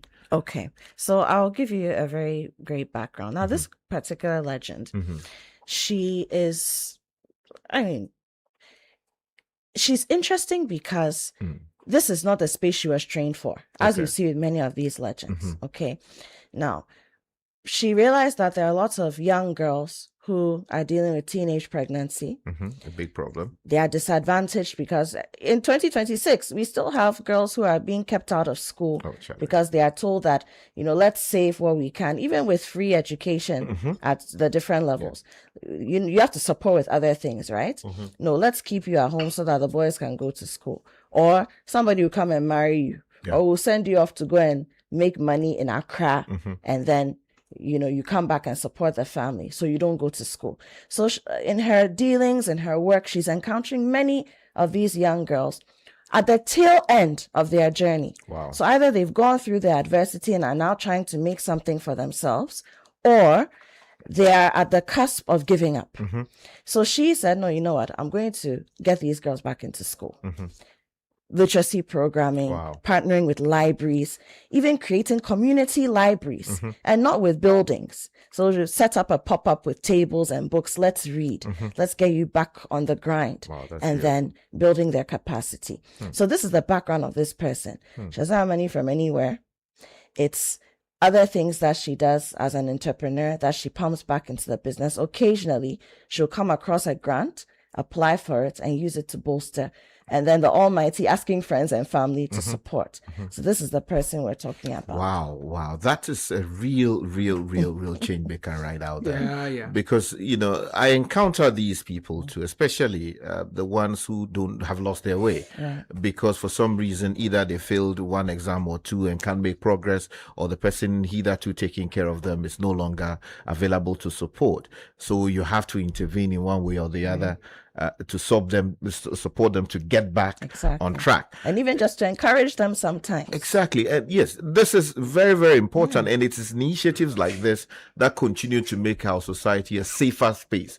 Because many of these people, once they lose their way, they are prone to getting directed in ways that society ordinarily would not exactly. like. Oh, I see. Exactly. So why don't we have 16? Why not each of the regions? Why do we have 10? So we wanted 10. Okay.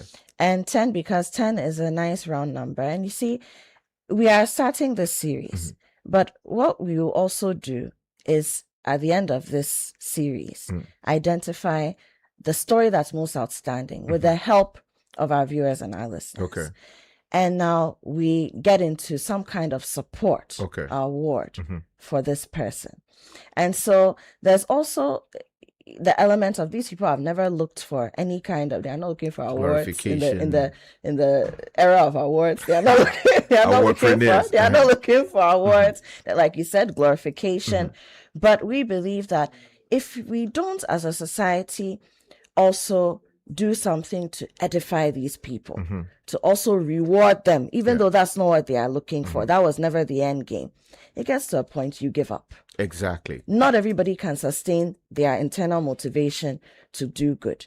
So it's very important to incentivize these things. So the 10 is a nice number where we can, look and really create impact. It's not just about highlighting them or celebrating them, but also getting on the grind with them. So eventually, when the stories come out, as people are watching, I keep saying we want people to watch and say, how can I help? Can I go and volunteer? Can I put my money as an investment in this? If somebody is building a school, for example, or a hospital, a CHIPS compound, I have cement blocks. It's one of my businesses. Can I give some blocks towards the project? So we want people to watch and watch with your children so that they also see that success is not just about nice car and nice shoe. It's also about what you give back to community. Absolutely. The impact that you make as a human being beyond your person, yourself. So it's family viewing as well. We also want young people to watch and be inspired, but also the adults who have said all the time, oh, Charlie, this problem needs to be solved. This for you to do something about. Do something. Be moved to do something. I really like this. This is a beautiful one. And it's a I'm beautiful. really looking forward to 7:30 exactly on Channel 1 television this evening, where we get to watch this inspiring story. Yeah, but are there people throwing money at it? Are there people investing in this, like sponsors? So you see, when people see, that's why we're doing this. We want you to see. Yeah. We've told you the stories. Yeah. But now there's the element of see. Watch and see, and then be moved so that you can now throw your weight behind. Oh, beautiful. Beautiful. Charlie, this one I'm supporting you with 10 bags of cement. We like it. That's you.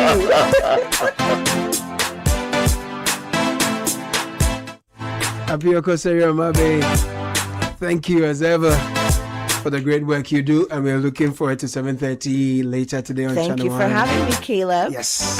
Edwin Kofi has walked in, has got us on tech and social media trends. Before we tell you what's trending, if you're looking for education that's world-class, market-driven professional qualification, or you want to top up your degree, your diploma to a degree, talk to Delexis University College. They have undergraduate programs from nursing to BSc cybersecurity and digital forensics. Jump onto delexisuniversity.edu.gh. Find out more of their courses. Community 25 PSB Junction is where they are. WhatsApp 0577-734-549. Listen, admission is in progress. Do not miss out. And in a world moving towards sustainability, Super Sem Cement is leading the way with LC3 technology and eco-friendly innovation, making us Ghana's best choice. Choose Super Sem Superfast 32.5-hour grade. That's for plastering, mortar screeding, and block laying. Use a heavy-duty Super Sem Power 42.5-hour grade. Is ideal, durable for foundations, coastal works, high-rise structural works, etc., etc. Super Cement dries fast, is waterproof, and it prevents moisture damage and powdery walls. Call us today, 055 30 60 517. We're available at all leading building material outlets across Ghana. Super Sam, build your dream. Edwin Kofi joins us in the studio. It's time for tech and social media trends, and that's brought to us by Telecel.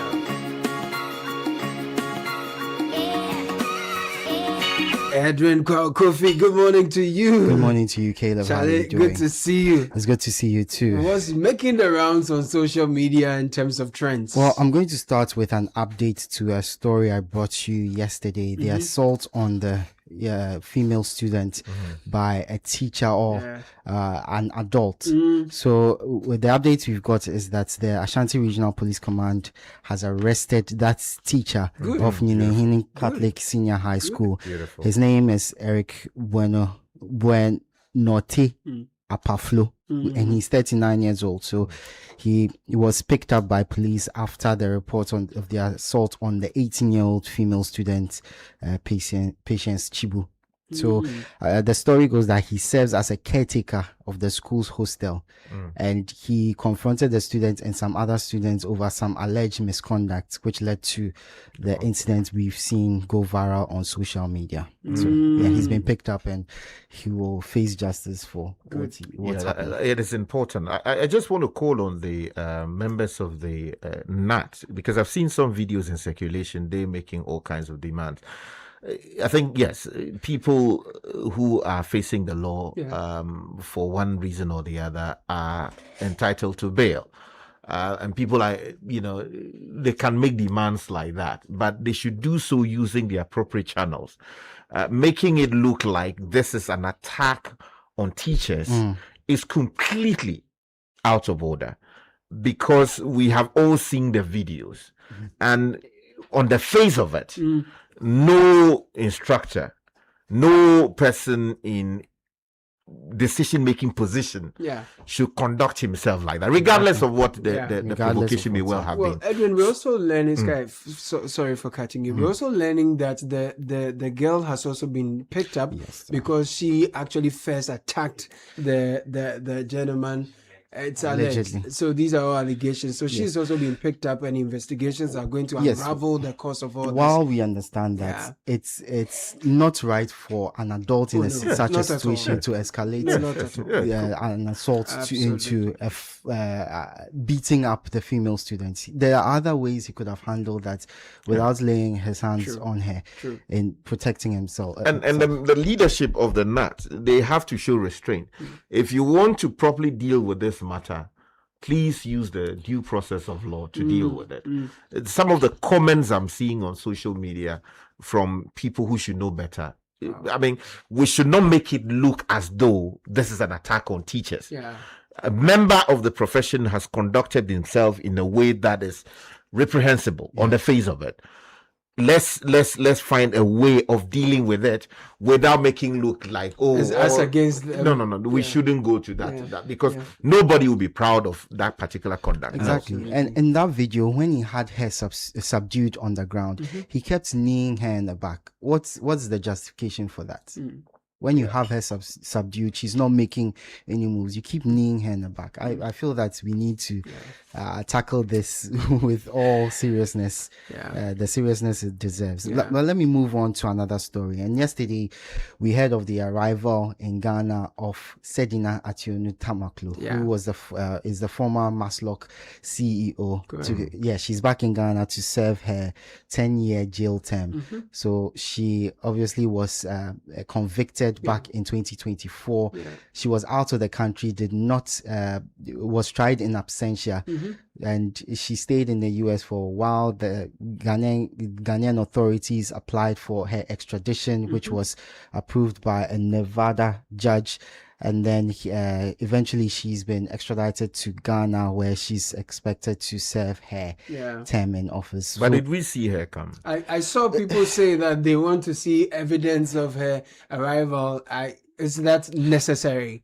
If the authorities are handling the issue? Absolutely. I think it's very necessary that we see her that she has arrived in Ghana and she's going to serve to jail. Going to jail. I mean, even if we've sent reporters there to cover it, unfortunately we didn't get any visuals of her coming. We're just told that she's the person has come. Yes. That's all. So I thought we have some aboard that we saw everything. So for transparency's sake, I think that it's important that we get some visuals of her in the country. Otherwise, people are going to continue to doubt. Conspiracies will be all over. And we don't want that. And where is she now? Is she in state custody? That's the question. With the police, prison service, where is she? Exactly. Already there are reports that her health has been failing, and people are already saying that, usually when it comes to these high profile cases, before we are told the person is not feeling well, they've been sent to the hospital, and the next thing there's presidential pardon, and people are saying they do not want to hear that. Exactly. And but if the person has a genuine health problem, the person should be attended to. It's as simple as that. That's true. We have a responsibility to her too as a citizen to ensure that where she has a challenge, those are dealt with. The question is whether we are doing so in compliance with what the rules and regulations say. So yes, the state has a responsibility to ensure that we assuage the fears of the citizens. But then we also have a responsibility to her to ensure that where there are conditions that require medical attention and related she's matters, well taken care of. As simple but as in all this, where's the money? Which money? Oh, she's going to jail, so that... No, but we are told that she's filed an appeal to sort of quash the conviction, and then also related matters having to do with fair trial and all those things. Those are matters that the courts will deal with. We'll keep an eye on this. We have to keep an eye on it. Yeah, but besides that, you mentioned people are talking about whether the president will use his prerogative to grant her a pardon because she was an appointee of the NDC when in President Mohammed's first term. So there are conversations about whether he would give her a pardon. But besides that, Ken Ofori-Attah is trending alongside it because people are saying that if Sedina has been brought home, then maybe the former finance minister will also be brought home in time. That's the conversation that people are having. We've also seen news that Ghana and the US are set to hold talks over the extradition of not just Ken Ofori-Attah, but other people as well of interest to both countries. So. Just so to mention that these are two distinct cases. Yes. Correct. One went out of the country as of the time her trial was ongoing.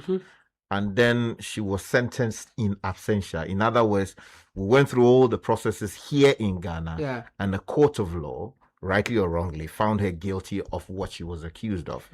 In the case of Ofori-Attah and the special aide or whoever he was, they left the country even before processes could be brought properly before a court of law, saying that they had done A, B, C, D, and so must answer for them. So their trial hasn't, properly speaking, started.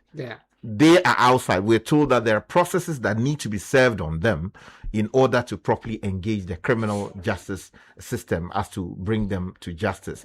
So that is ongoing, and the state is making efforts to get him and his assistant back into the country to face trial.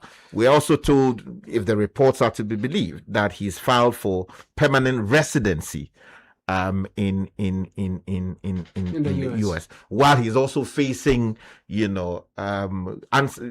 court processes for allegedly overstaying his visa in the US. So these might seem similar on the face of it, but they are completely distinct. In detail. Exactly. Very well. Okay, so one other thing that's trending is Cambodia. Yes. So yes, we are seeing a lot of videos and posts from people, allegedly Ghanaians in Cambodia, who say they are facing a humanitarian crisis in terms of how they are living, in terms of no access to healthcare, access to the basics like food, water, access to legal care, all of that. They say they are struggling in Cambodia, and that the government there is cracking down on the illegal migrants in the country. So there's a huge issue involving Ghanaians allegedly in Cambodia. People are posting about it, and they are drawing the attention of the Foreign Affairs Ministry, which has worked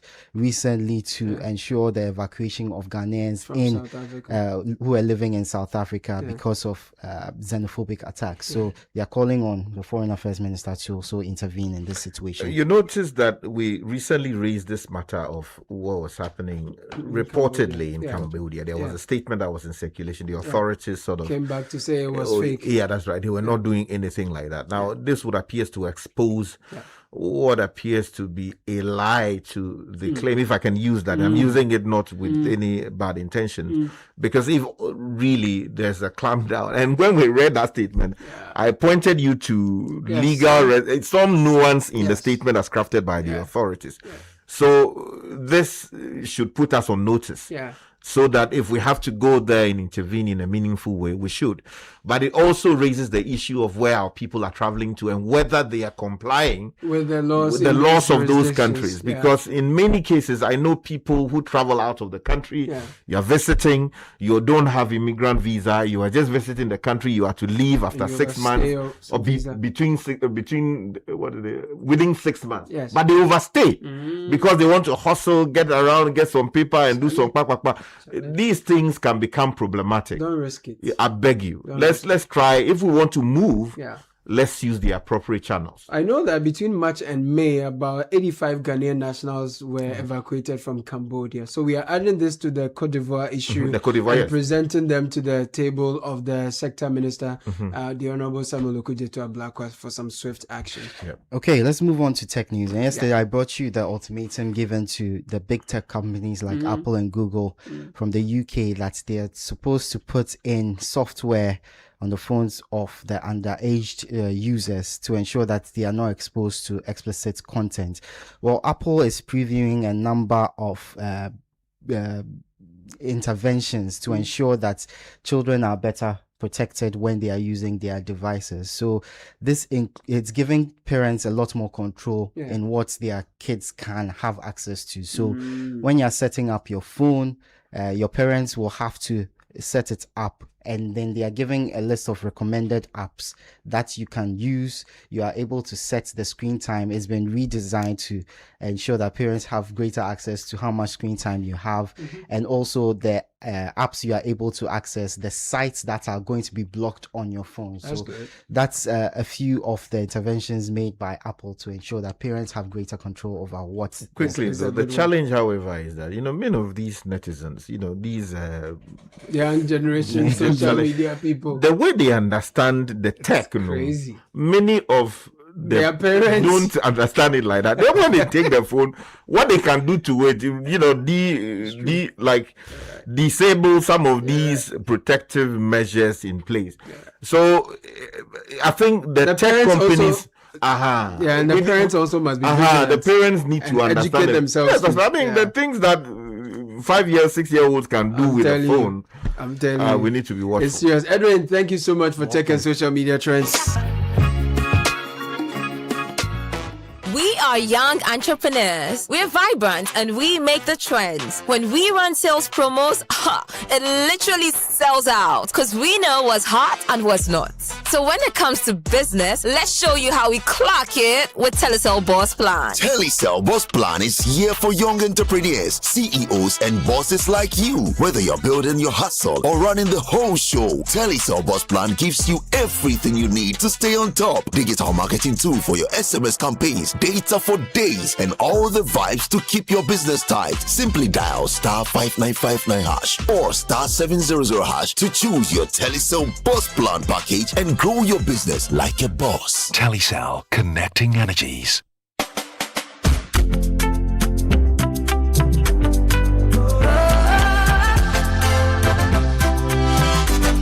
From the heart of Africa we stand, building dreams across the land. Every step we did aside, helping you rise, taking you higher. Strong as a group, close as a partner. Bank of Africa lifting you higher. African Bank with global reach. BOA make your future glow. Strong as a group, close as a partner. Bank of Africa lifting you higher. African Bank with global reach. BOA make your future glow. BOA, we go there for you night and day. Strong as a group, close as a partner. Bank of Africa lifting you higher. This football season, Star Oil and Point Africa, they give you double. Every Monday and Tuesday, fuel up at Star Oil and get 2 times your bonus points. That's right, double points when you buy quality and affordable fuel from Star Oil. Now, fuel the game for Point Ibeji. From 1st June to 19th July, collect and redeem points in the Point Africa app for amazing rewards, including fuel vouchers, flat screen TVs, PlayStation, Bluetooth speakers, blenders, and food deals. First come, first serve. Tell it, don't just pay, get points. Use Point. Download the Point Africa app today. Star Oil, still quality and affordable fuel for all. Terms and conditions apply. It's Betway's 10-year birthday celebration, and we've decided it's your 10. Even if you're an old friend who hasn't visited Betway in a while, log in and have a look in your account. We may have left a birthday gift there for you, because when it's time to celebrate, we're inviting everyone. Here's to the next decade. It's your 10, only at Betway. Terms and conditions apply. Bet responsibly. Not for persons under 18. Regulated by the Gaming Commission of Ghana. Betway. Get way more. Running a business today, Charlie, you know easy. And that is why you need the right partner. When I'm making payments, Absa sorting me cash flow. Seminya fast and flexible loan crampoa. No wahala. Absa Business Banking is always there for me. Whether you're a large business or an SME, Absa has you covered. At Absa, we get it, and we understand every kind of business need. Visit an Absa Bank branch today for your business banking solutions. Your story matters. Absa.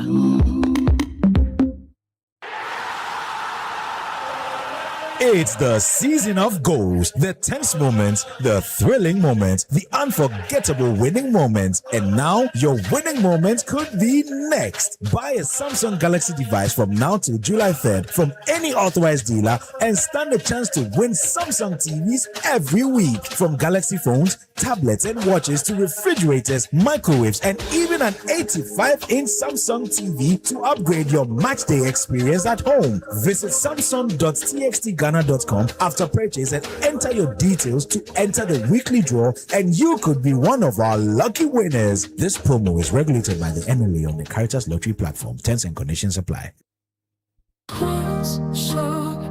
Protect yourself from germs and bacteria with confidence. Cleanse hand soap effectively kills 99.9% of germs with every use. Perfect for all your hand washing moments throughout the day. Available in a variety of variants and delightful flavors. Choose Cleanse for yourself, your family, and friends. Make Cleanse your daily essential. The GC brand. It's all about you. This advert is FDA approved. Imagine a life where every moment brings you closer to the life you've always wanted. A life where you can give yourself more. More time to celebrate. More memories with loved ones. More freedom to explore. And more family time. Simply put, a life where you can give yourself more. With G-Money, setting and tracking your financial goals is easier than ever. Helping you stay in control of your finances while living on your terms. Make instant payments to keep celebration seamless. Top up airtime in a tap. Stay connected on every journey. Receive remittances straight into your wallet. And effortlessly manage finances to keep time with loved ones and important things sacred. Life doesn't have to be complicated. Give yourself more control, more freedom, more life with G-Money. Dial *488# or download the app and explore the new G-Money today. G-Money. Give yourself more.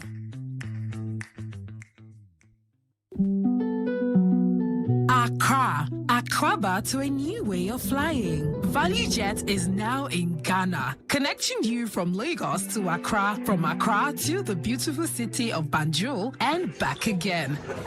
Whether it's business in Lagos, holiday in Banjul, or coming home to family here in Accra, we're bringing West Africa closer, one flight at a time. Reliability you can trust, fares you will love, and a welcome that feels like home. Book your journey now at flyvaluejet.com or call us on 054-116-7474. Value Jet. Wings for everyone.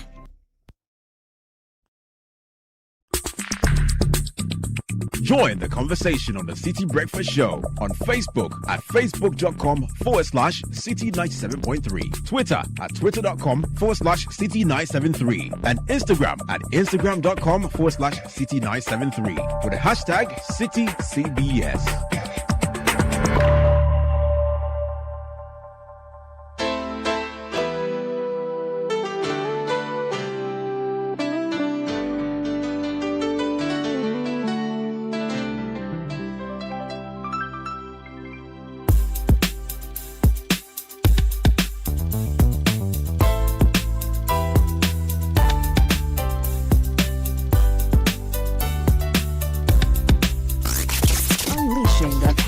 Relevant Radio. This is Citi 97.3. 22 after 8, and you know it's less than 24 hours to kick off for the World Cup. Yeah. And Godfred Akoto Boafo is in the US. Yeah, so he'll be joining us shortly. We'll have a nice conversation on the World Cup. Tomorrow, Mexico faces South Africa in the opening. And of course, we have an African referee who has been denied access to the US over some concerns that were raised a bit earlier. We'll join Godfred. Godfred will join us whichever way. We'll have a decent conversation as always. Yeah, but because of what you're playing, Yes. it reminds me of one of the most ardent. Yes. Loyalists of the Black Stars. Yes. Komla Dumo. That's This just the very way track it you're is. playing. Yeah, man. Loved Tupac. playing it, during his time at Joe FM as the No. host of their morning show, Yeah. and he could rattle it just like that. That's just the way May the it Lord is. continue to bless his soul. Absolutely. And may he continue to rest in perfect peace. Absolutely. Black Stars, he would normally join them, remove his shirt, Yeah. Black Stars, you have to do as the honest. Yes. But just before Godfred joins us on the phone for a quick conversation, Zenith Bank says stay alert, shine your eyes when someone calls claiming to be from Zenith Bank. Fraudsters can sound professional, confident, and convincing. They may ask you to confirm your account details to help resolve a supposed problem or secure your account. Remember, Zenith Bank will never ask for your PIN, your password, your OTP over the telephone, email, or via any channel. If a caller asks for this information, do not share it. End the call immediately and contact Zenith direct on 054 2000 111. Shine your eyes, spot the fraud, stop the fraud. This is a message from Zenith Bank in partnership with the Ghana Association of Banks. Life has a funny way of showing up uninvited. 1 minute everything is fine, no drama, then the next minute reality hits differently with hospital bills, emergencies, and expenses showing up. That's why IO annual cover got you covered.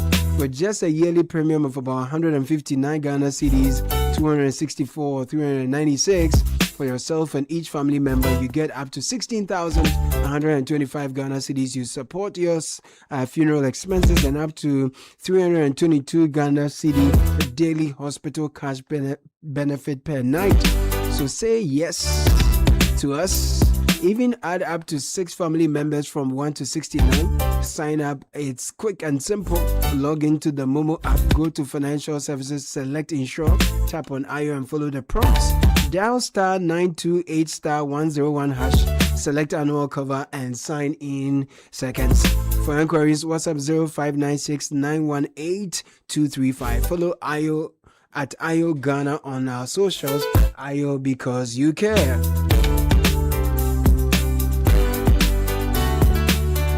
If you're stuck in traffic and you're craving a real break, let me introduce you to Biposo Wellness Resort, just located 49 minutes from Kotoka at 1,700 feet in the beautiful Lebri Mountains. This resort offers a perfect escape. Enjoy an infinity pool with breathtaking views, an infrared sauna, a jacuzzi, quad biking adventures, cozy bonfires at night. They really launched the weekend reset package. Recently they did that, which includes 2 nights, a massage, all meals and activities, all for the same price as 2 nights at most hotels in Accra. So reclaim your peace of mind. Contact us via Instagram at Biposo Resort or on WhatsApp at 020-055-7699. Just mention Citi Breakfast and they will take great care of you.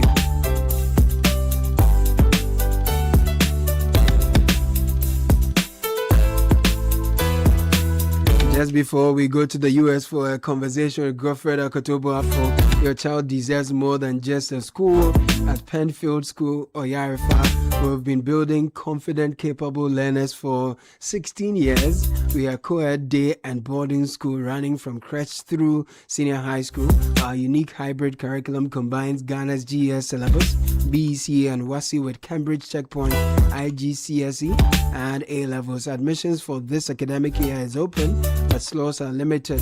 So give your child that solid foundation now. Call 027-233-5359. Penfield School, more than a school, a launch pad.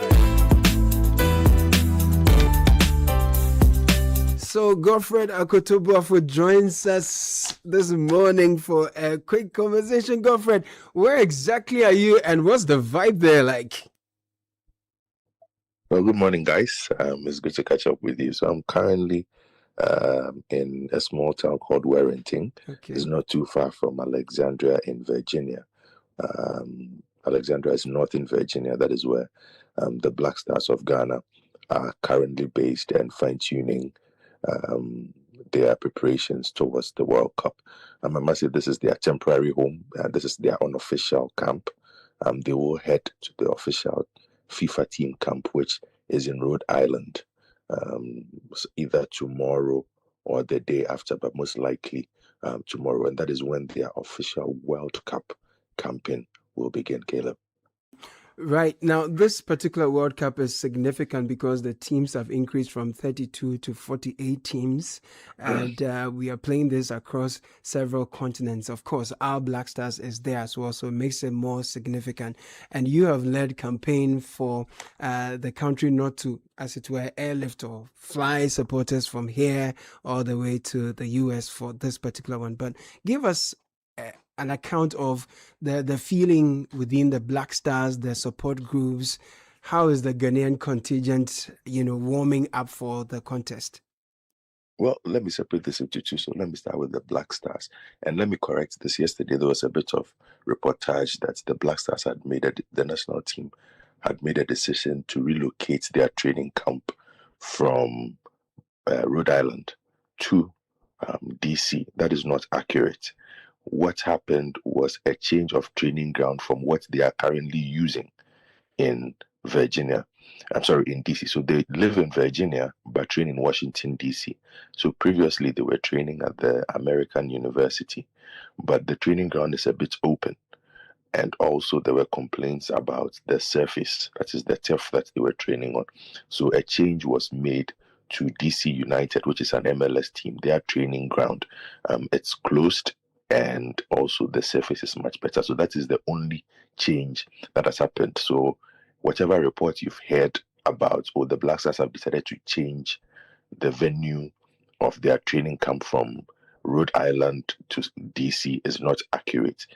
You cannot change your World Cup location. Where FIFA puts you is where you will go. Okay. It rarely happens. In fact, in my experience, it has never happened. So that's the first one. Now, with regards to the camp itself, it's looked calm. The days that I have been there, the players are pretty focused on training. They had a day off. That was 2 days ago. But yesterday they trained. Apparently, the training had been quite difficult. So the coach felt they needed a day off. And it wasn't just them. A lot of national teams were given 2 days off. So if you were roaming around town, depending on where you are and which national team is in your area, you were most likely to bump into a Senegalese national team player or some other national team players.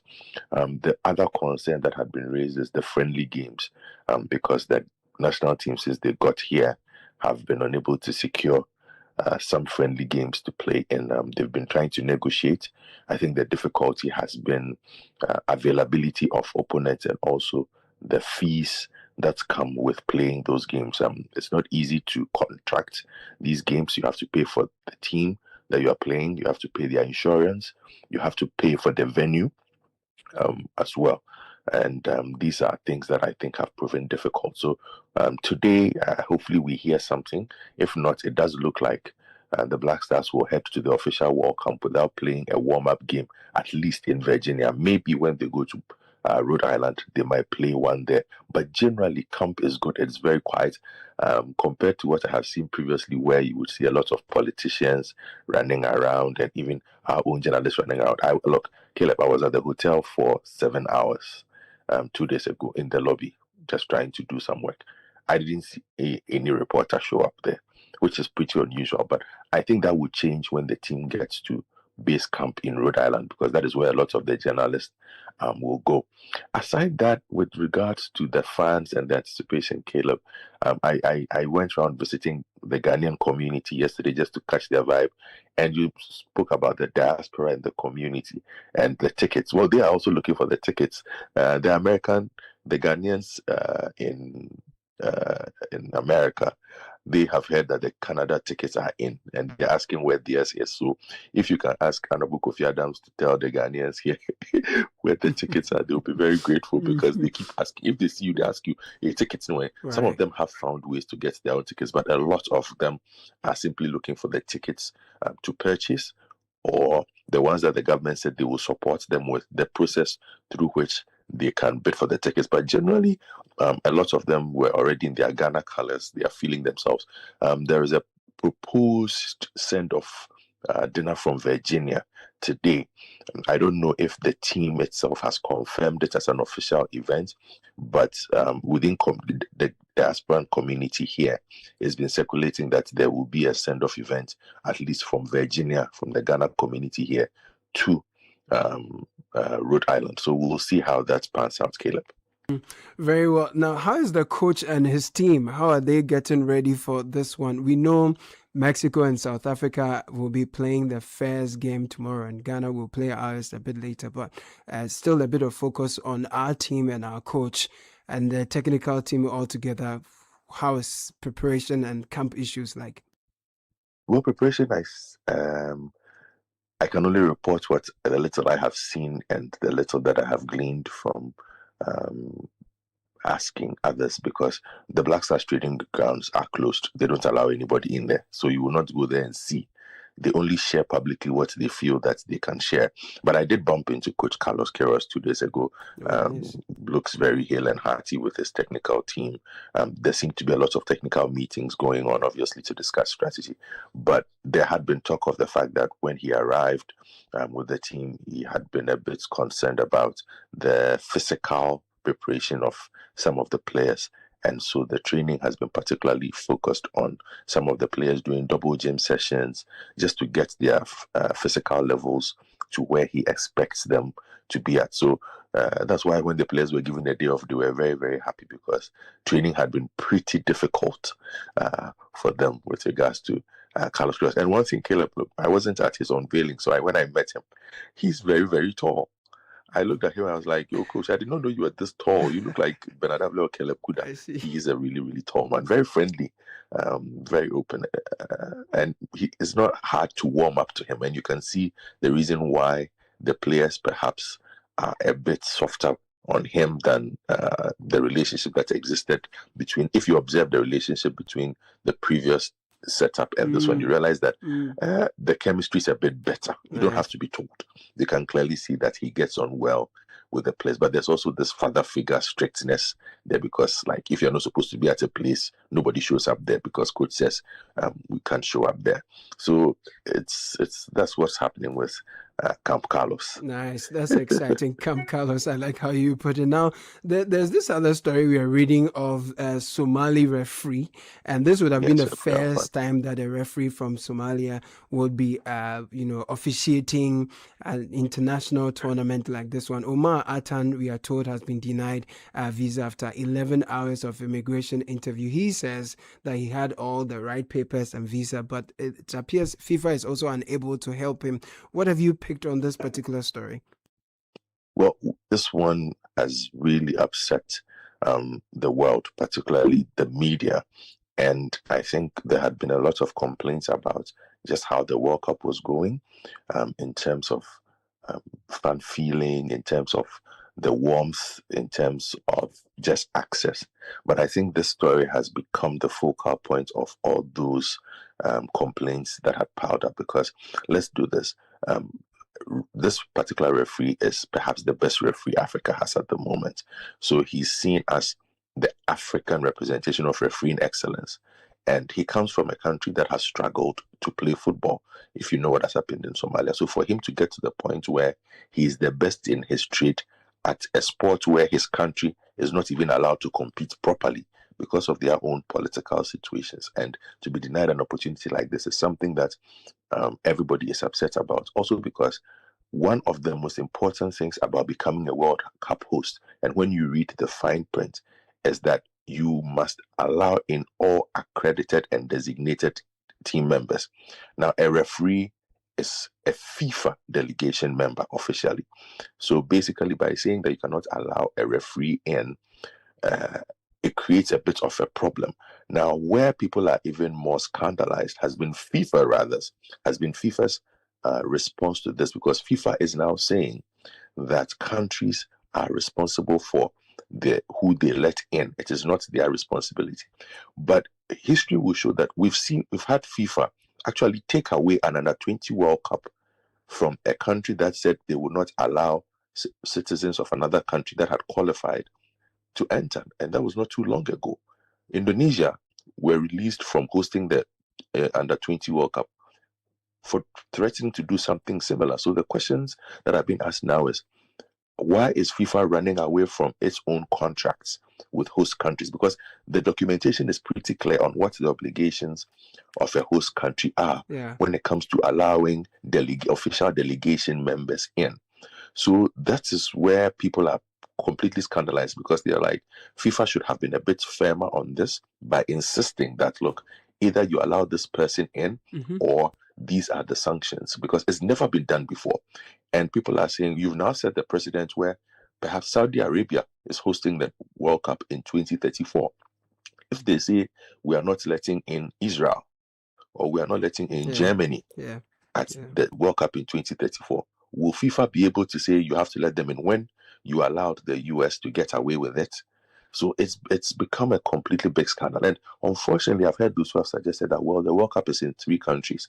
So why doesn't the referee go and work in either Mexico or Canada? Yeah. And in fact, there had been an offer from the mayor of Vancouver, who had said, look, they were very happy to get to allow the referee into Canada. He can come and referee all the matches. But the difficulty is this: all the referees train and live in a hub, and that hub is in the United States. It's in Miami. Right. So you cannot allow a referee who is part of that unit to go and live elsewhere. Again, in this World Cup, 78 of the matches are being held in the United States. So even if he referees a game in Vancouver or in Mexico, once the games enter the knockout stages, majority of the games will move to the United States.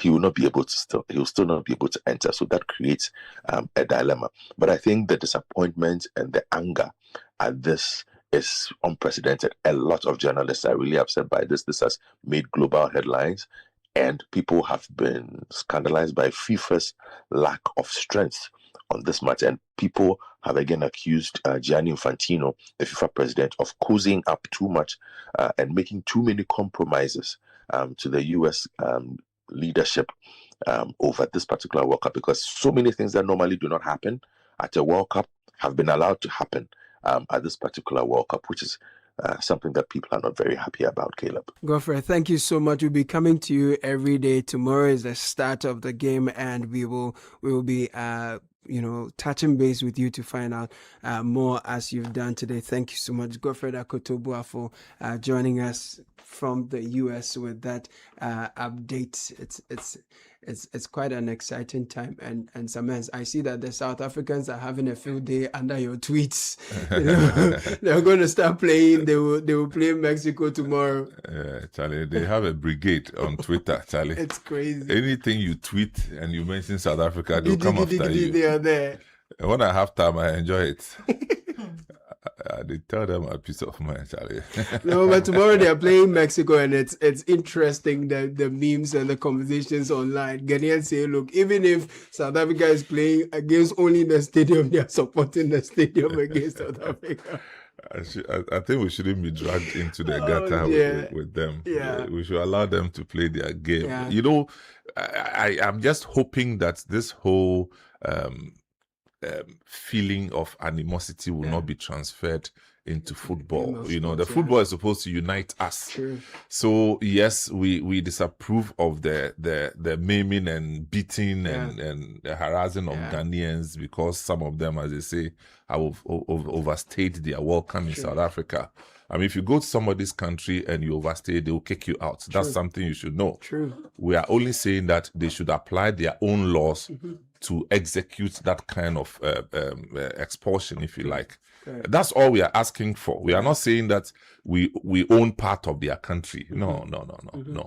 So Ghanaians, let's budget and focus on supporting our team. Yeah. And this whole thing about South Africa, no, I don't think it's necessary. But the issue of the referee from Somalia is really sad, isn't it? Well, it's sad, and it throws a huge question for me.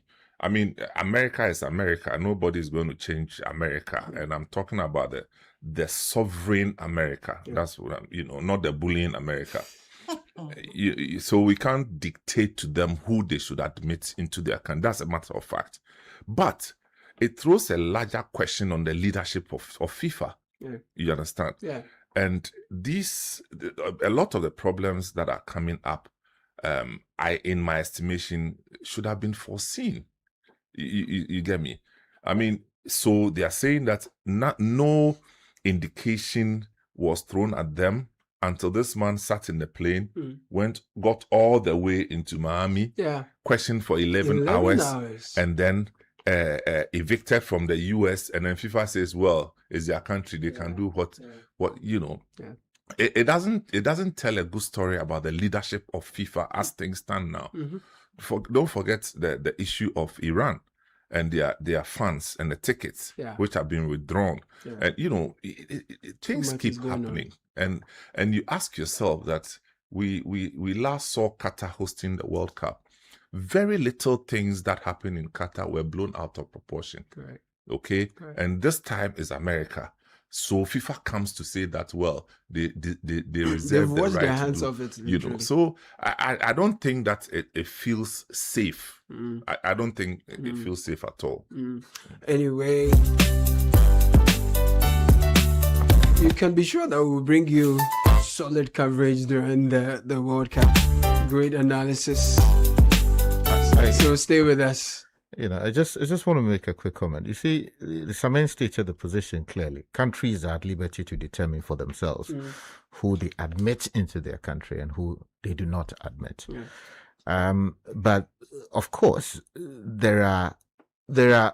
we operate within a certain ecosystem, and there are exceptions that are always in play, where you're dealing with exceptional circumstances that will require that you temper whatever the rules may be. Because the claim, the claim is to be believed, is that there are security concerns, and normally nations would invoke national security as grounds for some of these departures from whatever obligations they may have. Now, my concern really is the message that it sends to the wider world about what America can do and just get away with it. Look at it. I mean, recently, Marco Rubio, who is the foreign minister, in effect, Secretary of State for the U.S., went to China with President Donald Trump. He went there despite the pendency of a ban from the Chinese authorities on his entry because of some concerns they've had with him when he was senator and said a few things about China and how they were handling their affairs there. But China was able to sort of tweak his name in a way as to ensure his admission into the country as a part of the delegation of the US president. Of course, this happened within the diplomatic circles. Now, if we extend the same principle, it was perfectly possible, especially as we're told that the referee in this case was traveling on a diplomatic passport into the US. It was perfectly possible for the US authorities to have invoked the relevant exceptions to allow him into the country to do this, because this was going to send a powerful message to every Somali child, every African child, that regardless of the circumstances you found yourself in, it was possible, perfectly possible, for you to rise to the very top of your game. This is our very best in Africa. For him to have traveled all the way to Miami, only to be booted out, it's with the greatest respect, objectionable. We understand that America is always using one rule for itself and another rule for all others. But I mean, there are times, especially when it comes to the area of sports, for a certain level of leadership to be shown, because it's troubling. Sorry, you know, I still on this point. You know why I think America should have taken this thing more seriously than this. This one actually looks like a joke, I'm telling you. Okay. Now, they cite security concerns, and actually they went ahead to mention his suspected connection with the Al-Shabaab terrorist group. Yeah, they say his family connection, alleged family you connection. understand? I mean, they cited that, and the White House has repeated that. But what I'm saying is that if almighty America had information about this quote-unquote popular African referee that in your database is connected with Al-Shabaab. Allegedly. Yeah, that's in your database, that's what you're saying. You allowed him to leave his country, travel all the way to America, and then question him for 11 hours. Some way. And just to embarrass him. It's not the best. So there are moral questions here. Yes, you know, I mean, where we sit, we don't have information like they do. But the optics not good for America, not good for FIFA, not good for the objects of the World Cup itself. So, America, you accepted to host the World Cup. Yeah, which means that you give away certain things. And then now you bring exemptions 1 week to time, you start telling stories. In fact, it symbolizes a certain kind of childish conduct. I'm telling you. So somebody must wake up to America. I've seen a post by Ruth Hulett, an amazing post. If we have time, I'll read it. You understand? Because people are watching. Why is America doing this to football that's supposed to unite us? Thing is, as a global community, we don't have answers to every problem. We don't have, clearly. Iran, Israel, today, everything. But we have decided to cede our sovereignty to football so that we can see a certain semblance of unity at the global stage. So when you do that to embarrass somebody because you think you have the might, it doesn't augur well. It's a no-no. It doesn't augur well. Look, it's 49 after 8 rather. And there's another issue that I'll be turning your attention to. The president returned from the UK and Belarus. And at his arrival, he gave some instructions to NADMO and the municipal authorities following the rains and the floods that came in its wake. Property that have been destroyed, lives displaced, and the general distress and discomfort it has come with. We'll be bringing you that very shortly, but give your business the competitive edge it deserves at Dela Industrial Zone, world-class industrial park spread across over 2,000 acres of prime industrial land with modern infrastructure, strategic connectivity, and a thriving ecosystem of manufacturers, heavy-duty, heavy industries, automotive industries, textile production business, logistics company, agro or food processing. It goes on and on and on. Dela Industrial Zone is the ideal destination for growth and expansion. Position your business for success in one of Africa's fastest growing industrial hubs. 055 20 40,000 is the number to call. Call us now. Visit diz-ghana.com. Dela Industrial Zone, where industry thrives. And the 590 mobile is running big stuff. When you dial *959#, you could win big. Boys already doing that. From Monday to Saturday, noon rush starts from 8:30 p.m., closes at 1:25 p.m. the next day, while the evening draw starts at 1:30 p.m., closes at exactly 7:55 p.m. Sunday Asida remains the same, no time change. Catch all the 590 mobile evening live draws from Monday special to Sunday Asida on GTV broadcast, 8 p.m. to 8:15. This is not for persons below 18. 0308-249-477. Call this number for enquiries. 590 mobile at Darwinsem. Now, do you know that the mattress you sleep on can affect your health, your comfort, and productivity? Many cheap mattresses are made from low quality materials that can lead to discomfort, poor sleep, and unnecessary replacement costs. Choose quality, choose comfort, choose durability. We've done this for 6 decades. Latest Foam, we are Ghana's trusted mattress brand. Visit Latest Foam showroom nationwide. LatestFoamGhana.com. 0322029365. This is the number to call in Kumasi. 0302231155. Number to call in Accra. Latest Foam is your partner for life. Now, you know, life feels better when money isn't getting in the way. When it's easy to send money, pay bills, buy airtime, receive money from loved ones, and stay on top of everyday expenses. There is more time for the things that truly matter. That's exactly what G Money is designed for. It's simple, it's convenient, it's always within reach. G Money helps you do more with less stress. Dial *488#. Download the G Money app today. G Money, give yourself more. Sames, yesterday someone sent me a message and was asking whether we're going to be doing the Agri Fair this year and when we'll be doing it. I said, it's in November. No, we will do it again. So it will happen. Oh yeah. We'll do the agri fair again, and it will be in November.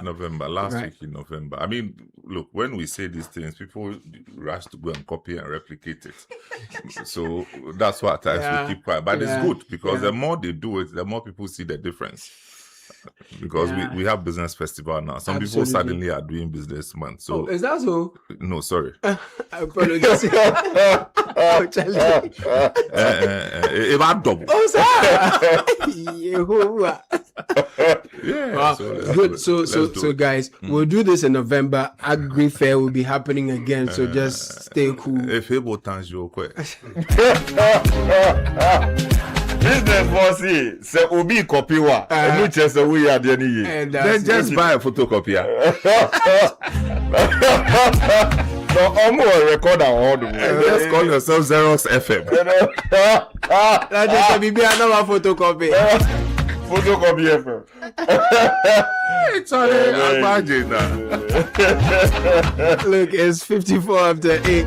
Shine your eyes when you receive urgent emails or messages about your bank account. Fraudsters create fake websites that look exactly like your bank's, and they may send you a link asking you to verify your details or risk losing access to your account. Once you enter your information, they take control of your account before you click. Check the link carefully. Some fake links may appear genuine at first glance but contain slight differences such as extra letters, missing letters, or numbers replacing words. So others may use long, confusing web addresses or shortened links that hide a real website. Never click suspicious links. Instead, quickly visit your bank's official website for information or contact the bank directly using the phone number. Shine your eyes, spot the fraud, stop the fraud. This is brought to you by the Ghana Association of Banks. So we have a very short time to bring you the City Business On Air series today, but I want to bring you the president's statement when he landed yesterday. He gave an instruction to NADMO.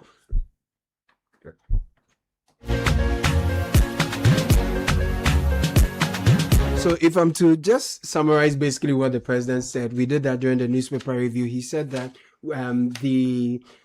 President Mahama, if you go to my journal online, the story is here. President Mahama has ordered NADMO to map restricted lands to curb flooding risk in Accra. He said that, he explained that the teams have been mandated to move across the capital, identify encroached and vulnerable areas, and then compile a detailed report on lands that are not authorized for development. Kakra, good to have you. We've not heard your voice this morning. You saved the best for the last. You wanted to hear my voice. You want to hear your voice. So you've heard. Yeah. No. But you see, remember when I spoke to the dean of the MMDCs the other time, I asked whether they had data for the kind of work that needed to be done, so that if you're going to take down structures, you needed to demolish same. You needed to know how many you have to clear, how many you've done. That couldn't come out clearly, and the president's comments. He said, I think in his response to you, he said that the data exists, or some data exists, but he didn't readily have it to answer your questions. But now we have the president asking NADMO to go and map out areas that need to be cleared, and I thought that it's coming a bit too late, is it not? Oh, it's not too late. Why is it too late? Yeah, but either he says that or that's what. No, but I mean, I'm coming to a point. Yes, I think that is an indictment on. No, I'm making a point, my brother. Okay. Let me land. I'm only saying that now the president has spoken, and it's expected that people act, right? Mm-hmm. The other day, the president physically visited that place near the yes. Yeah. I'm not mentioning names of companies. Sorry. Malam Junction. The Malam Junction there, and requested that an action be taken. I thought the first thing the president would do was to check whether that action has ever happened. You were physically there with your ministers, and you gave instructions, and nobody cared about it. And then another year, you come and issue another instruction. I'm only saying that it's okay, give the instruction, but also know that the people, they don't do it all. They will not do it because what you went there physically. Why you yourself were there? No, they haven't done it. In fact, they have even secured the place even more. And the users of that portion of land are so arrogant. At times it beats my mind. So the president should first question the people he assigned to do that work. Let's know what happened and how come they are still there. Built in waterway. Repeat, waterway. Some of us who grew up in this Accra knew what the place used to look like and what happened when it rained. And we now see what this place that you're talking about. It didn't start with a building, no. It didn't start with a building. It started with roadside sale of heavy machines. Right. So you have earth moving machines they'll being placed at the roadside. Yellow. I remember very well. They'll park it there, when you are going towards Wajas on your left side. They'll park it there, small. Then they bought the land. Now, look, you own the land. Yes, the chief, you own the land. But, excuse me, you don't determine how the land is put to use. So if you take your money, go and sleep. But the government has to act. So they have to go and move the people from there. They have to move the people from there. Because further instructions will amount to nothing. No, there was even a request for presentation to be made around this time. Well, you can still do it. You see, what I'm saying is that you can still do your presentation, but there are outstanding issues that we also need to deal with. What I'm saying is that it's not an either-or situation. Right, you can do both at the same time. Exactly. Walk and chew gum.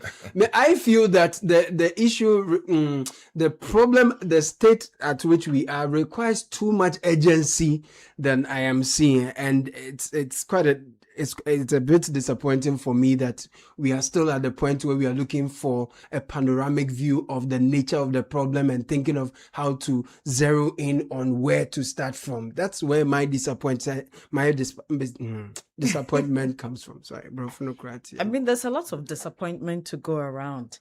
I think that hearing this instruction from the president and the fact that other instructions the president had given in the past were either not adhered to or ignored in itself is disappointing. But it gives the impression, for me, the disappointment really is that did they have to get to the president to instruct NADMO to do something like this?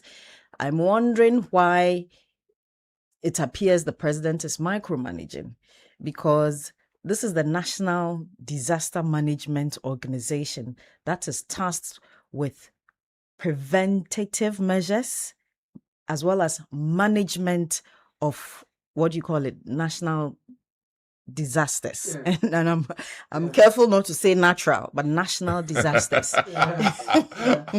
You see, so it begs the question, what had NADMO been doing all this while? What was the plan that NADMO was executing ahead of the national disasters? Because some of these disasters are coming from floods, from rains, which we already knew were going to happen. Correct. So also you come to the assembly. So when everybody was appointed, what were they doing? This government is 2 years in office. What were appointees doing? And why must the president now come in to seem to be micromanaging, asking people to do X, Y, Z? That for me is the biggest disappointment. But it appears this also gives some impetus then to the municipal authorities who have been complaining that, look, we have been suffering from political interference. Sometimes we are on the grounds doing the job, and persons who are connected to more powerful people politically come in our way, and sometimes we get calls from the top, and that puts some spines, whatever in our spikes. So you see, maybe you'd address it to him, but I will resist this question. I know you don't have any. Yesterday, my position was clear. Regard, not to dismiss the concerns about their frustrations and the threats against their lives. But I'm saying that it becomes convenient and disingenuous when you bring that narrative now. At this time. Okay, because the dominant narrative is that people have to get to work. City authorities have to get to work and sort of bring some kind of sanity in the cities. Okay, because there's filth everywhere. And I was telling you guys that if you watch the videos about the flood waters, the videos that are circulating on social media showing the flood waters, you see in all these videos a corner where plastics, have bundled together. And it shows that, like the engineers told you, that there's a human problem in there. Yeah. And that is not being solved. So, the interesting thing is that the assemblies have the power to solve not just the infrastructure problem, but also the human problem. True. Sanitation bylaws, are they enforced? Who is sanctioned? Who is fined? We don't know any of that. So suddenly when the city is in a mess because we can't deal with the rains that are coming in, it becomes convenient to come say, why are you not doing your job? It's too convenient to tell us that, we are facing challenges from political interference and threats. So if you knew this, what did you do to quell those problems ahead? Francisca, and also, we are saying that they should go and demolish, right? And we look at the equipment with which they are doing the demolition, for example, and that makes you wonder whether the people we are asking to go out there and do the work are properly resourced to do that. If you take a second look at the video of the demolition of the 70-year-old structure at Osu, you notice that the guy who was operating that excavator, his life was at risk. I think that was a major failure.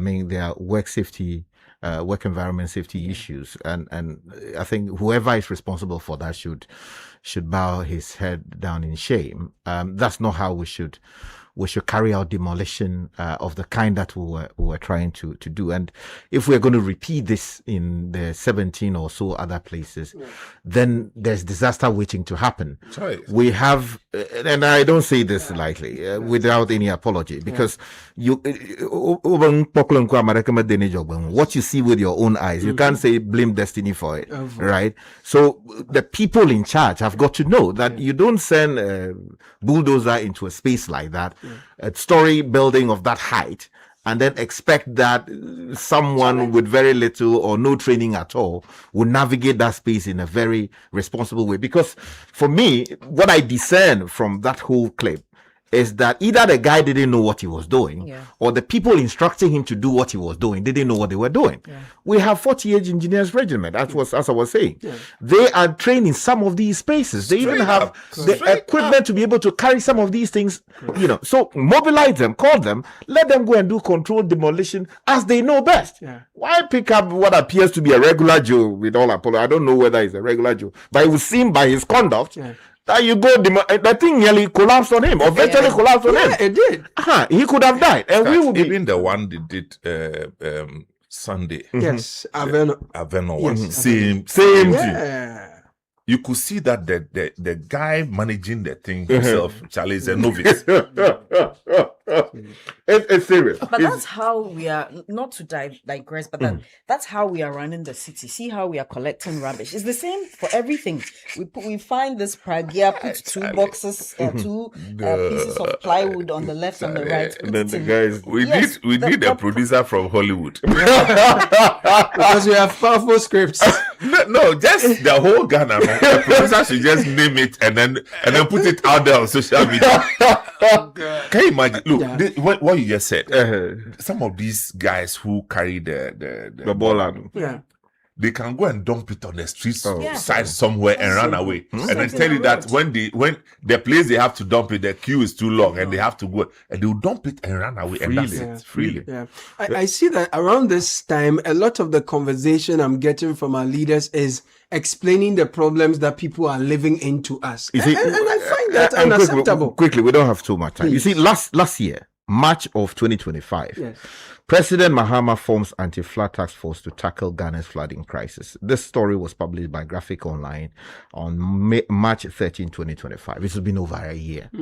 Now, that is why I'm saying that I'm, somewhat disappointed that we are now trying to... still in existence. 2025. The task force, we've not been told whether it's disbanded. The task is there, but the force like the task. Oh, Charlie. Charlie.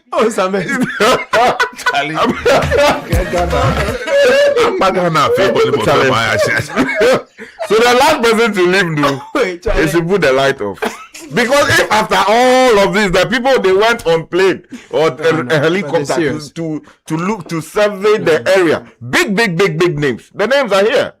Mr. Kenneth Gilbert J, Minister for Water Resources, Ahmed Ibrahim, Minister for Local Government, Chieftaincy and Religious Affairs, Deputy Commissioner of Police, Abdullah Osman Razak, National Security Coordinator, Teddy Edie, Deputy Director General of the National Disaster Management Organization, and Madam Marietta Buapio. But these are heavyweights, legal counsel to the president and blah, blah, blah. As part of, they mentioned, and Standugbe is supposed to be the man who is leading this effort. So if after all of this, the president, after returning from Belarus, wants, has to now go and map out the area, I mean, one whole year. Because the thing is, again, they won't act until they see the president act. Then they'll all show up for photo opportunity. And then when the president's attention goes somewhere else, they'll all move there, go and dress up and show up. The president must crack the whip properly. Because see, you can't be president and then last year you were physically there, instructed that something be done. The thing has not been done. 1 year on, you come back and say and then issue another instruction, and you are actually believing that your people will do the work when their refusal to do the first one has not been punished in any way, shape, or form. No.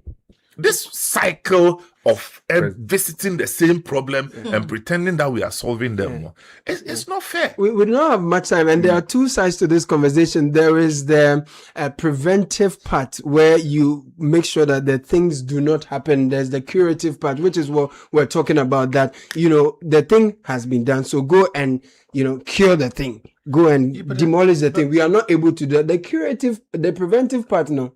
People are talking about substandard reinforcement, things like iron rods and things, cement and things. If you know that you have substandard iron rods, if you know as a matter of fact, what do? You don't conduct yourself like somebody who has hardened standard iron rods. That's all I'm saying. Don't put rubber inside the thing. Don't build on waterways. Don't do all the things we are doing. That's all we are saying. So again, it's not preventive versus curative. No, it's a combination of both. And so we are not able to do any well. We are not doing anything at all. No, at all. Performative governance. No, we are not doing. No, with this flooding thing there, we are not doing anything at all. Honestly, because it's embarrassing. The people who are at the point of execution, which is the assemblies, they don't have the money, they don't have the resources.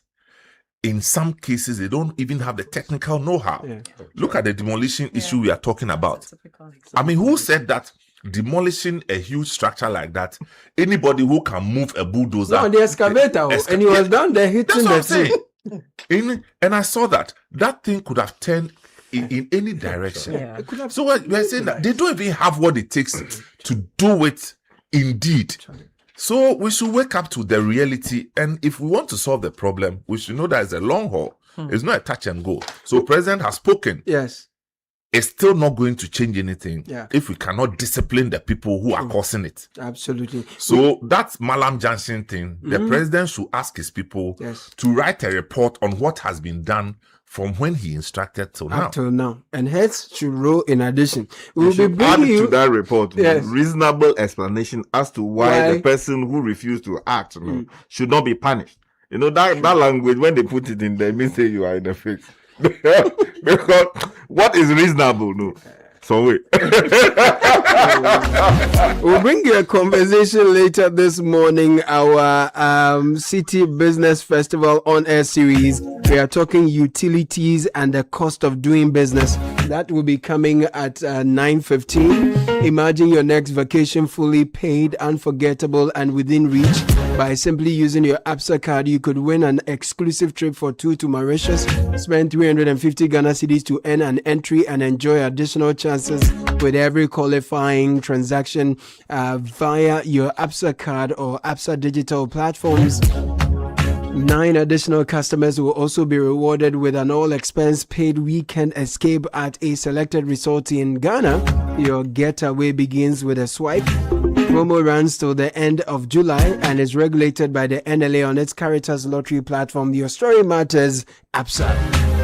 you're ready to level up your future, make Academic City University your first choice. At Academic City, students don't just learn, they build, they innovate, and they lead.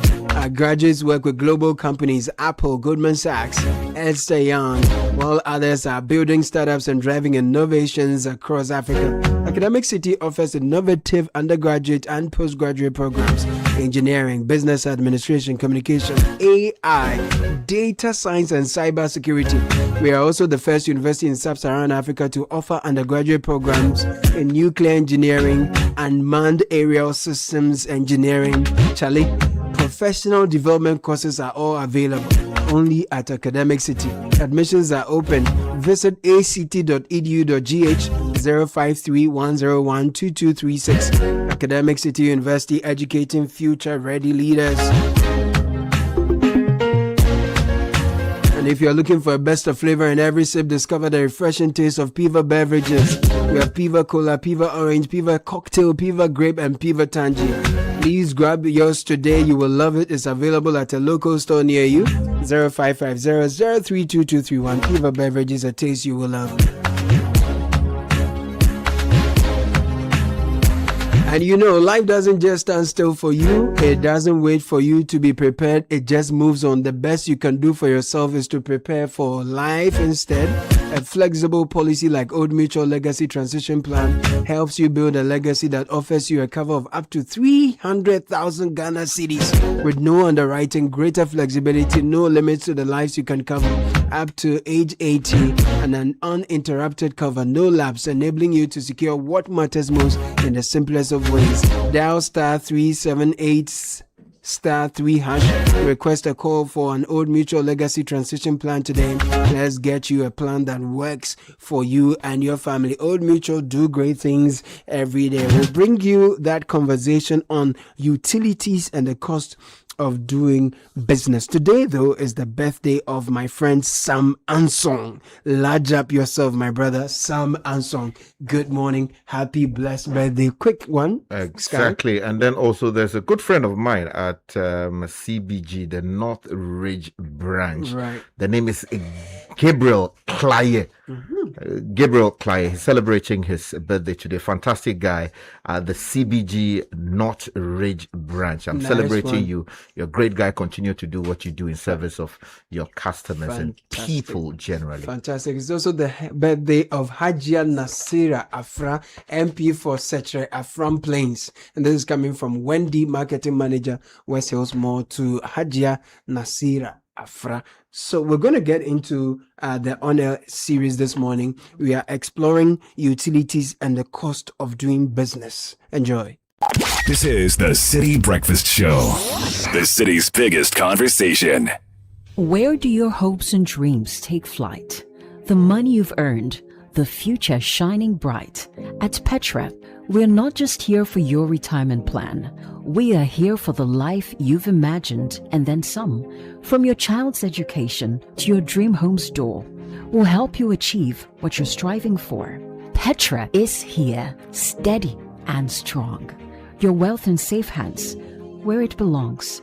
With investments that grow at rates that compete, we build your future with every heartbeat. That's Petra, your partner. Come joy or strife, guiding you toward the dreams that define your life. For your pensions, investments, loans, and more, visit our website at petraonline.com or call 0242 435037. Petra, achieve more. Your attention, please. Flight C8 has been delayed. Again. Madam, can you please point me to the water fountain? And please watch my back and phone whilst I'm gone. You can be a traveler with infinite worries. Hello, Mr. Anand. Your lounge access is ready and your seat is warm. Or you can be a traveler with infinite privileges. Champagne, sir? Original the drink. Choose EcoBank's infinite privileges with an EcoBank Visa Infinite card. Access airport lounges worldwide, fast-track services, best-in-class daily limits, and enjoy other exclusive travel and lifestyle benefits. Infinite privileges await. EcoBank, the Pan-African Bank.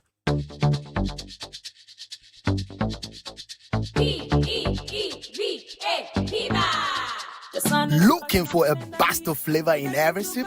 Discover the refreshing taste of Piva beverages. Enjoy the classic Piva Cola flavor, perfect fit anytime. How about a fruity adventure? Try our delightful Piva orange fruit drink packed with recognized citrus flavor. Craving something exotic? Our Piva cocktail fruit drink brings the tropics to you. For a sweet and juicy treat, grab our grapefruit drink and don't miss out on the refreshing Piva tangerine fruit drink, bursting with tangerine flavor. Piva Cola, Piva Orange, Piva Cocktail, Piva Grape, Piva Tangy. Grab yours today. Available now at your local store. Call us on 055 00 32231. Piva, a taste you love. This advert is FDA approved. P for Piva. Tired of dealing with messy hair?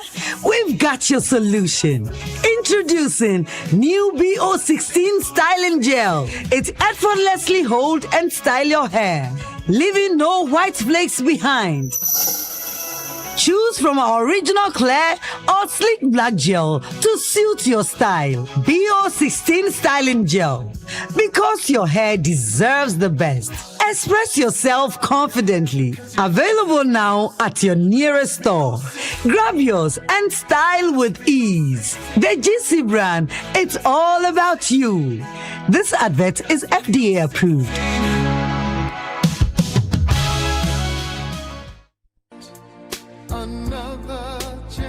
This year, as Peduasi Valley Resort marks its 10th anniversary, join us on Father's Day to commemorate a decade of hospitality by honoring a true icon of leadership and fatherhood, Ghana's Chief of Staff, Honorable Julius Deborah, at an exclusive luncheon at Sycamore Hall on 21st June 2026 from 12:30 p.m. to 4:30 p.m. Enjoy live band performances, special gifts from our sponsors, and listen to a keynote address by the Chief of Staff on balancing career, family, and legacy. For a more casual atmosphere, our Baobab restaurant will host lunch and dinner buffet with live band music. Treat Dad to the ultimate gift of relaxation with our special room and spa promotions available throughout the weekend. For reservations and inquiries, please call 0540-125-555. Peduasi Valley Resort. Live life. Hey, so what goes into building quality structures? I mean, literally, what goes into it? Ujaf, you don't want to be sitting here somewhere worrying whether or not you did a really good job. It's a very simple equation. If there's no diamond cement in the mix, massa, forget it. Don't start cry. Menye, diamond cement has been providing builders, block makers, and construction companies that peace of mind for years. Diamond cement is 42.5 R grade cement. Unbeatable quality made right here in Ghana. And because we have your pocket in mind, we provide 32.5 R grade so that everybody getting on. No long talk, Jack. If there's no diamond cement in the mix, don't start. Locate Diamond Cement Ghana Limited nationwide with factories in Aflao, Takrady, and Buipe, or call 0244-313-368 or 0540-111-978 or 0202-021-175. Diamond Cement, still as hard as a diamond. This is the Citi Breakfast Show, the city's biggest conversation.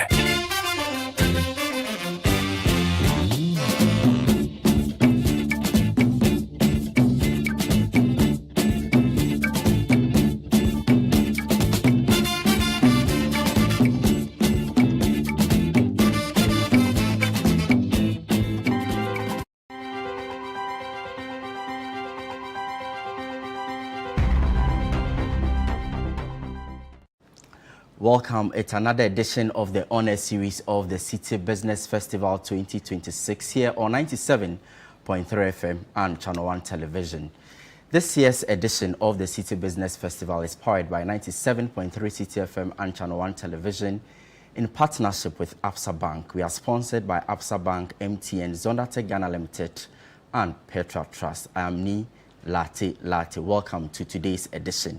This week, we are focusing on the key drivers of Ghana's economy, the high-impact sectors, as well as the opportunities that lie in the value chain. Today, we are coming your way with another exciting edition, this time around on energy, utilities, and the cost of doing business.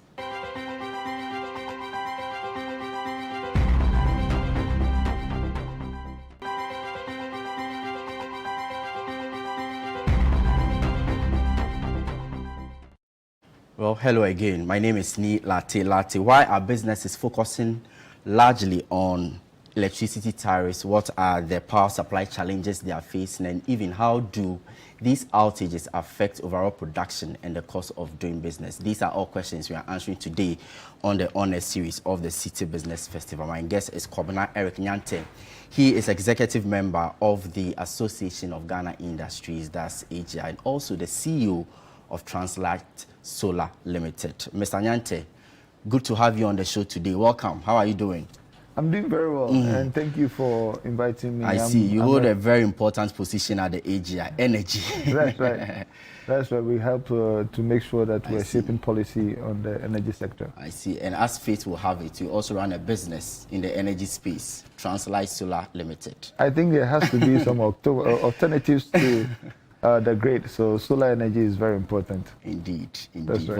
Welcome again. Thank you very much. Energy utilities and the cost of doing business, that's our topic for today. And I just want to quickly take you back to the economics class, because basic economics will tell you that there are 4 factors of production: land, capital, labor, and even entrepreneurship. So one will ask, where is energy utilities coming in the equation?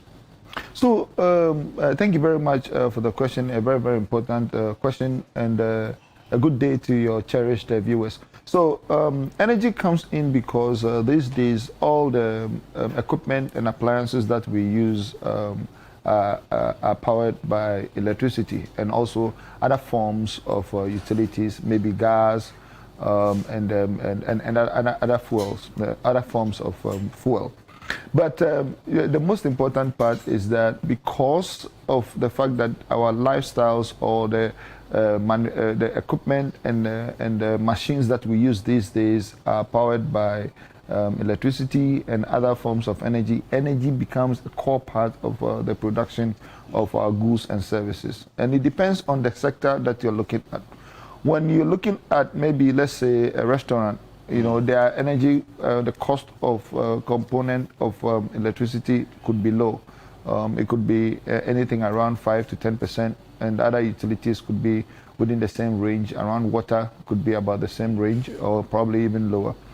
But when you look at other things like people who are into manufacturing, and especially when the machines that they are using tend to be of thermal, like a plastic industry that is trying to heat some appliances, the cost of electricity goes way higher. It could be as high as 40%. So manufacturing would normally range between 15 to 40%. And 15 to 40%. That's significant in terms of cost of production. That is very significant in terms of the cost of production. Which is why it matters to you most as manufacturers, isn't it? Exactly.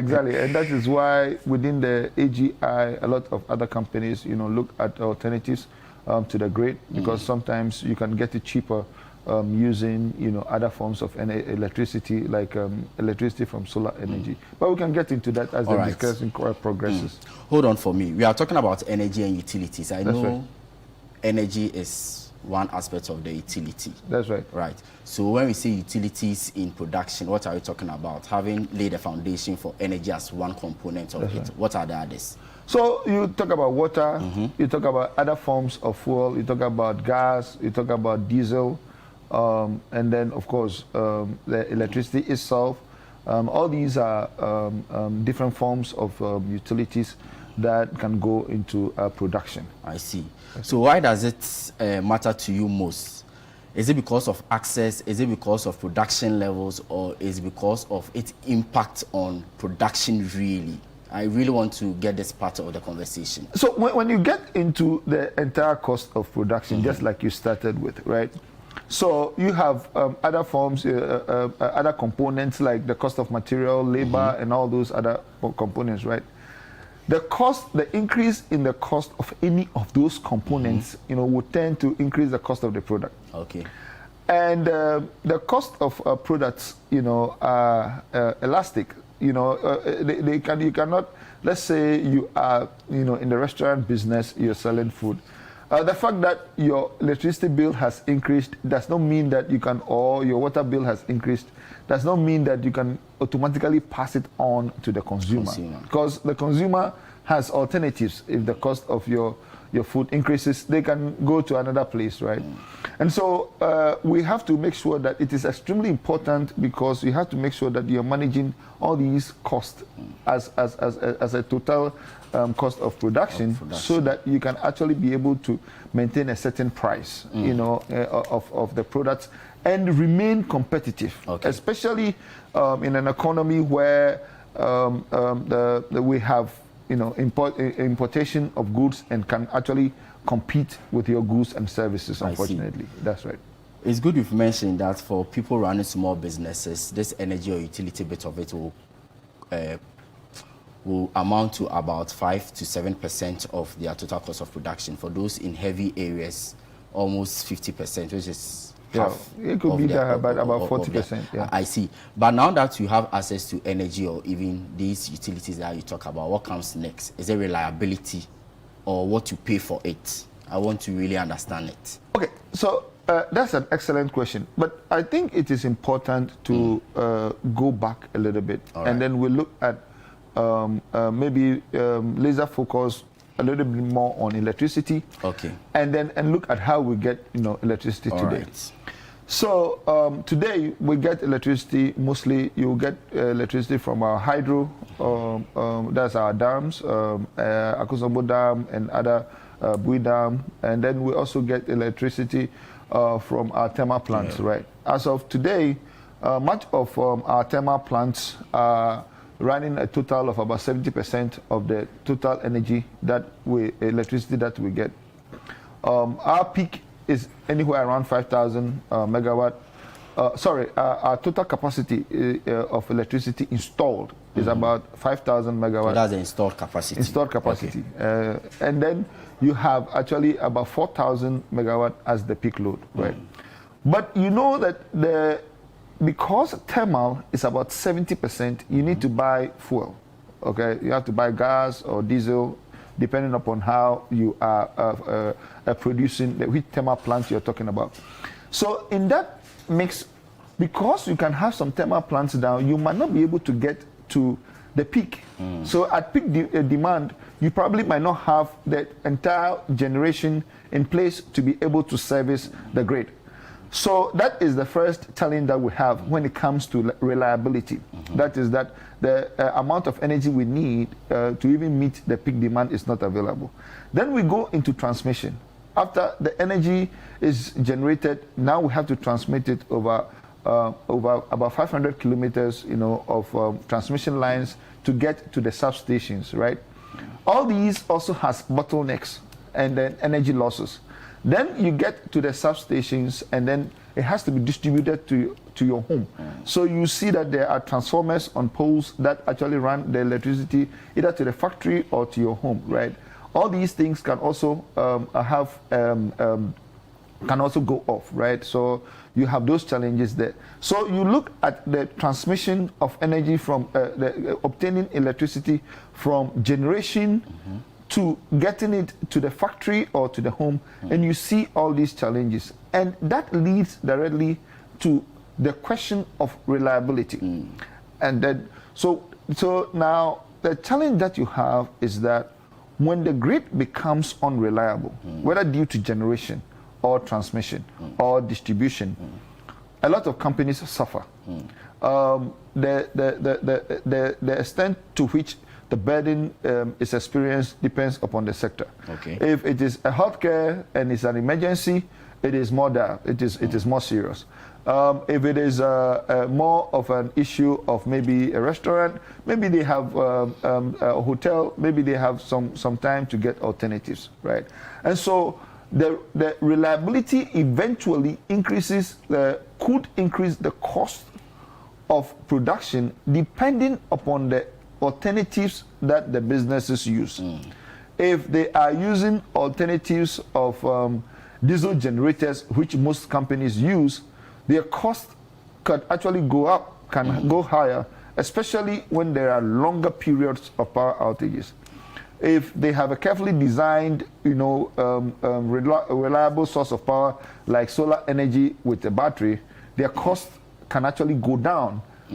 So the question of reliability brings into leads to a very important question, and that is companies and households now have to look critically at alternative sources of energy so that they can actually brace themselves to, number one, control the cost of their production, the cost of their products, and remain competitive. I see. Really interesting points that you make in there. But I also see it as a very complex scenario, right from the word go. If there is issue with generation, transmission fails, and then also distribution becomes a problem, which is why most of you are looking at alternatives. But before we look at the alternatives, you've spoken a lot about how this particular breakdown in energy transmission affects profitability.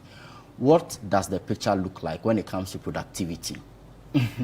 Actually, it gets worse. So now we have a methodology of assessing the cost of electricity that comes from PRC. The first challenge that we have is that the outlook between 2026 and 2030, at least for the next 5 years, indicates that we are actually rather going to increase the number or the amount of thermal plants that we have from 70% to 80%, which means that we should brace ourselves for buying more gas or preparing for more gas and also buying more fuel for our thermal plants. Now, our hydro will now reduce to about 20%. I would have loved to see a scenario in which we are doing more utility scale renewable energy, especially solar energy, and that is in the pipeline, but the numbers are not looking aggressive enough. And so we're going to see more movement towards the thermal plants than And so when you look at the quarterly price adjustments for utilities, I mean, in May 2025, last year, we saw an increase in electricity tariff around 14%. On January 1st, we saw another increase around 9%. All these things are based upon the fact that we are moving more towards the need for getting more fossil fuel to power our thermal plants, right? And so in that scenario, we're going to gradually see, it's more than likely that we're going to gradually see an increase in the cost of electricity. And so the best time, the best thing for most companies to do is to seriously consider alternatives, like I said, to be able to stabilize the cost of their electricity and the power itself. Amazing. Kobna Eric Nyante is executive member of the AGI on Energy and also CEO of Translight Solar Limited. He's my guest today on the honor series of the Citi Business Festival. We have more to learn from him. Don't go away. We're back after this.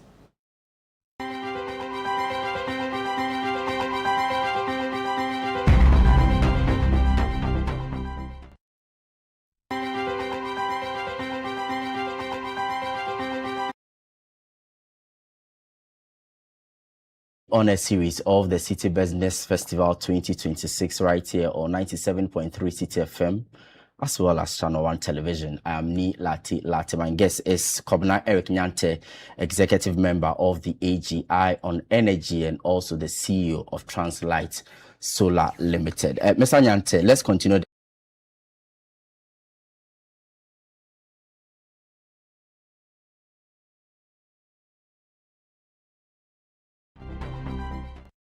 You're welcome back. This is still the honor series of the Citi Business Festival 2026 right here on 97.3 Citi FM as well as Channel 1 Television. I am Nik Amarteifio. My guest is Kobna Eric Nyante, executive member of the AGI on Energy and also the CEO of Translight Solar Limited. Mr. Nyante, let's continue the conversation this time around looking at the alternatives that you have been talking about. Are we looking at efficiency upgrades? Are we still looking at the renewables that you talk about and even the role of backup systems? When you are done, then you give me the practical steps that businesses can adopt to ensure that they reduce significantly this high energy cost we are talking about. Yeah, that is two good questions in one, right? All right. So, what alternatives do businesses have? I think that most businesses, the first form of alternative normally is a generator. Normally, we use a lot of diesel generators. A lot of companies also use the gas generator. So most companies are using the diesel generators. The challenge with using diesel generators is that you tend to always have to service them and also have to buy fuel. There are other business models where the provider of the thermal plant even supplies the fuel, on a weekly, monthly basis to ensure that the plants are always working. And then now with the advancements in solar technology, a lot of companies are also migrating to solar energy. There are two forms. Usually companies will do solar systems just purely for the cost of the reduction of electricity. That is, we started by talking about the controlling the cost of production. And so customers will do, a lot of manufacturers and companies will do solar just to be able to reduce the cost of electricity. When they do that, then there is not the addition of batteries to the design of the solar system. But for hospitals, hotels, and other companies also, they prefer to ensure that there is backup power. And so the backup power would be ensuring that they have batteries, sometimes very large batteries, to make sure that they are storing electricity so that when there is even a power outage, they can actually rely on the backup power to ensure, which in some cases, the entire design of the solar system and the battery makes that entire component even cheaper than getting power from the grid, when it is designed properly. Right? I was actually coming to that about which option works best for which company. Does it depend on the sector you find yourself in or the size of the company? I think you've mentioned illustrating with the hotel and hospitality industry. So to my question about the practical steps that businesses must adopt, what are the do's, what are the don'ts if I want to reduce the high energy costs as a business? Yes. That's an excellent question. So now what most companies do is to jump straight, to getting an alternative source of electricity. Most of the time, that probably is not the best or the fastest solution. It is best to look at energy efficiency, ensuring that if it is air conditions that you're using or chillers that you're using, that they are highly efficient systems. It is always good to ensure that the motors that are being used are advanced motors, or they require less or little energy, to get the same efficiency that you need. It is important to ensure that almost all the equipment that you're using are highly efficient, and that even in terms of efficiency, the buildings that you are running in are designed to be energy efficient, right? When you do that, you actually automatically reduce the amount of energy that you need. And that actually means that you don't have to actually supply all that energy. Once you've done that, then it is important that you look at alternatives to further reduce the cost. And that is when solar energy comes in, the addition of batteries come in, and renewable energy comes in, right? So it is not always the best to just go straight for solar energy or go straight for an alternative. It is always better to be able to reduce the cost by improving upon the efficiency and then adding on an alternative form of energy. But can a business reduce energy costs without, compromising on productivity and output? Is that possible?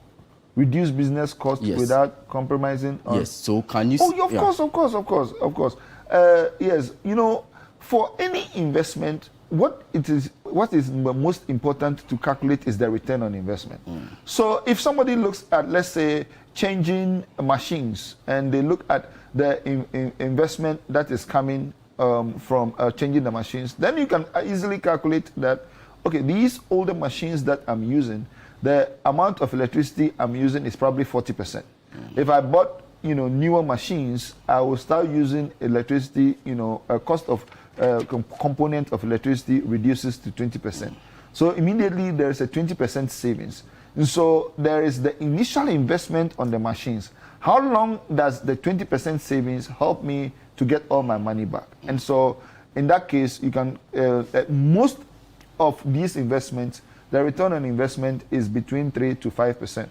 And so the rest, if the life of the machines are anything around 10, 15 or 20%, then you are able to reduce the cost of production without compromising on the quality, or probably even increasing the quality of the product with the newer machines. Amazing. Let's conclude with what the AGI specifically is doing in terms of helping businesses manage these kinds of challenges we see in the energy sector. I know the AGI, for example, has an energy service center. Are you able to talk to me about it and how you are helping businesses take advantage of that sector to, reduce energy cost? It is one excellent service that a lot of people have not taken advantage of. Was it your idea? A share of the energy sector. I helped in this setup, Okay. but now it's taken over by a wonderful gentleman called Isaac Batini. Okay. But so a lot of companies are thinking about doing solar energy or renewable or alternatives to energy. And with any product, there are different types of product. There is the quality, and then there is the quality of installation, not just the cost, the quality of the product, but the quality of the installation. Then you come to the cost of a new solar system investment. And so there is all those questions that a company has to answer before they make a decision. Which company should I go with? Am I getting a good deal for my solar installation and all that? So the AGI Energy Service Center is there to answer all those questions. They are not the solar installation company. So it's more of advisory services. It's a consultancy and advisory service to walk you through the process and give you the alternatives, even alternatives in financing, alternatives in companies, alternatives in products, but most importantly, to help you start from the energy efficiency that I spoke about earlier. So once they walk you through and help you, work with you to reduce the energy use and make your systems more efficient, then we go to the next stage of guiding you to get the alternative source of energy. But the work at the service center goes further. They are also into climate change advisory and ensuring that, when you want to be able to offset all your energy savings with carbon emissions by going green, they can advise you on all those aspects. So if you're a business and you have not taken advantage of the AGI Energy Service Center, the time is now for you to, go to the AGI so that they can consult and even advise you on what to do in terms of bringing down the high cost of energy, which happens to be the most significant aspect of the cost of production. But Kobna, you have been great. Kobna Eric Nyante is the executive member of the AGI on energy and also the CEO of Translight Solar Limited. Thank you so much, Kobna, for coming. It's been a pleasure. My name is Nik Amarteifio. This has been another episode of the Honor Series of the 2026 edition of the Citi Business Festival, powered by 97.3 Citi FM and Channel 1 Television in partnership with Absa Bank. We are sponsored by Absa Bank, MTN, Zonda Ghana Limited, and Petra Trust. Thank you so much for staying with us. See you some other time.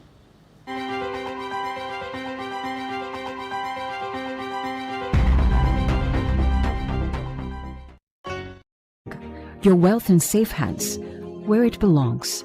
With investments that grow at rates that compete, we build your future with every heartbeat. That's Petra, your partner.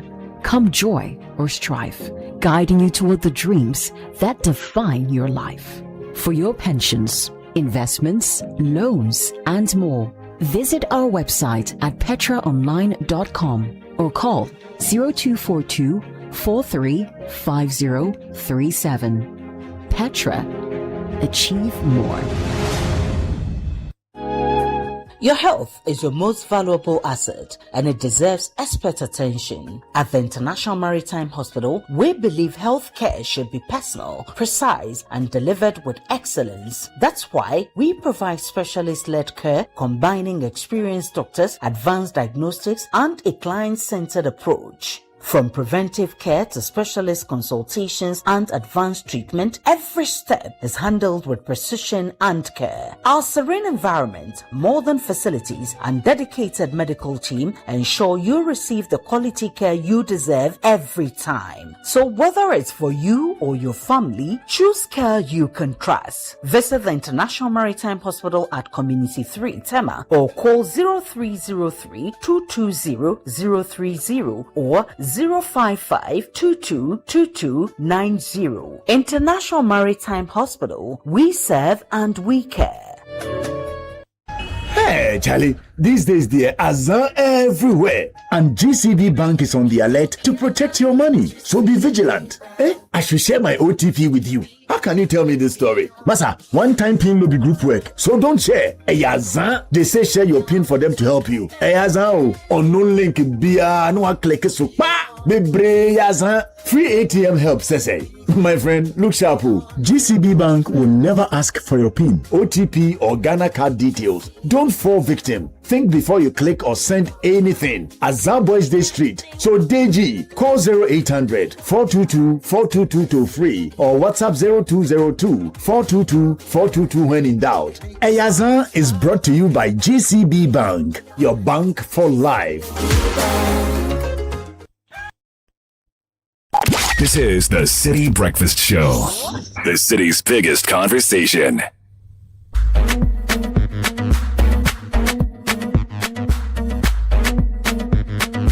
As 49 after 9, we have great friends from Acacia Health Insurance, a subsidiary of Enterprise Group PLC. They join us in the studio as they've launched a new product on the market. They want you to take advantage of and optimize your life. Mrs. Araba Esumanu is Managing Director. Mr. James Brew Wattenberg is Head of Business Growth, and Dr. Papani Mali Ajay is Head of Operations. Ladies and gentlemen, welcome to the studio. Thank you so much for joining us this morning. Thank you. Thank you very Great. much. So let me start with the ladies, right? Because the ladies first. So, Mrs. Araba Esumano, tell me about the Acacia Health Insurance. Over the period, you've built a very strong reputation, 7 corporate clients. Now, what is the Eden Care product all about? A little introduction. Who are you, Acacia, and why Eden Care? Okay. Good morning to your viewers and to all the listeners. Great. And thank you very much for having us. As you know, Acacia Health Insurance is a subsidiary of Enterprise Group. Right. And we've been in this business for over a decade. Wow. And we have been serving the corporate clients Nice. with health insurance packages. And somehow there's a need to reach out to those who are not in formal employment. Correct. And that is why Eden Care. Wow. I would go a bit more into details. I would say that Eden Care is not a product or a solution that came out of the boardroom. Okay. It's not as if there was a board decision to do that. But it came out of a response to the questions and the needs across Ghana. So people like you, like me, everyone else, individuals, families, those not in formal employment, ask that, what about us? Yeah. You've been serving corporate Ghana so well. Yeah. But what about us? And when we decided to launch a product to suit that market, we came up with a name called Eden Care. Wow, that's exciting. So we welcome this with all our hearts, and it's good to know that you have us in mind. Papani, you do know that from the Ghana Statistical Service, they tell us that many of us in the informal sector, we are just one hospital bill away from being multidimensionally poor. So the high cost of healthcare is a thing for many within the informal sector. So how does the Eden Care, how is it designed to then address these risks or vulnerabilities? Well, Caleb, thank you very much. I think you've kind of said it essentially, that it's meant to address the out-of-pocket gap. So you have many individuals. I mean, per the last census that we did, we have about 8.6 million households in Ghana. Currently, private health insurance covers less than 600,000 lives. Hey, not And even if up you're to a looking, million. not even up to a million. That's serious. And if you're looking at an average household size of 3.6, that in itself brings the number way down. Yeah.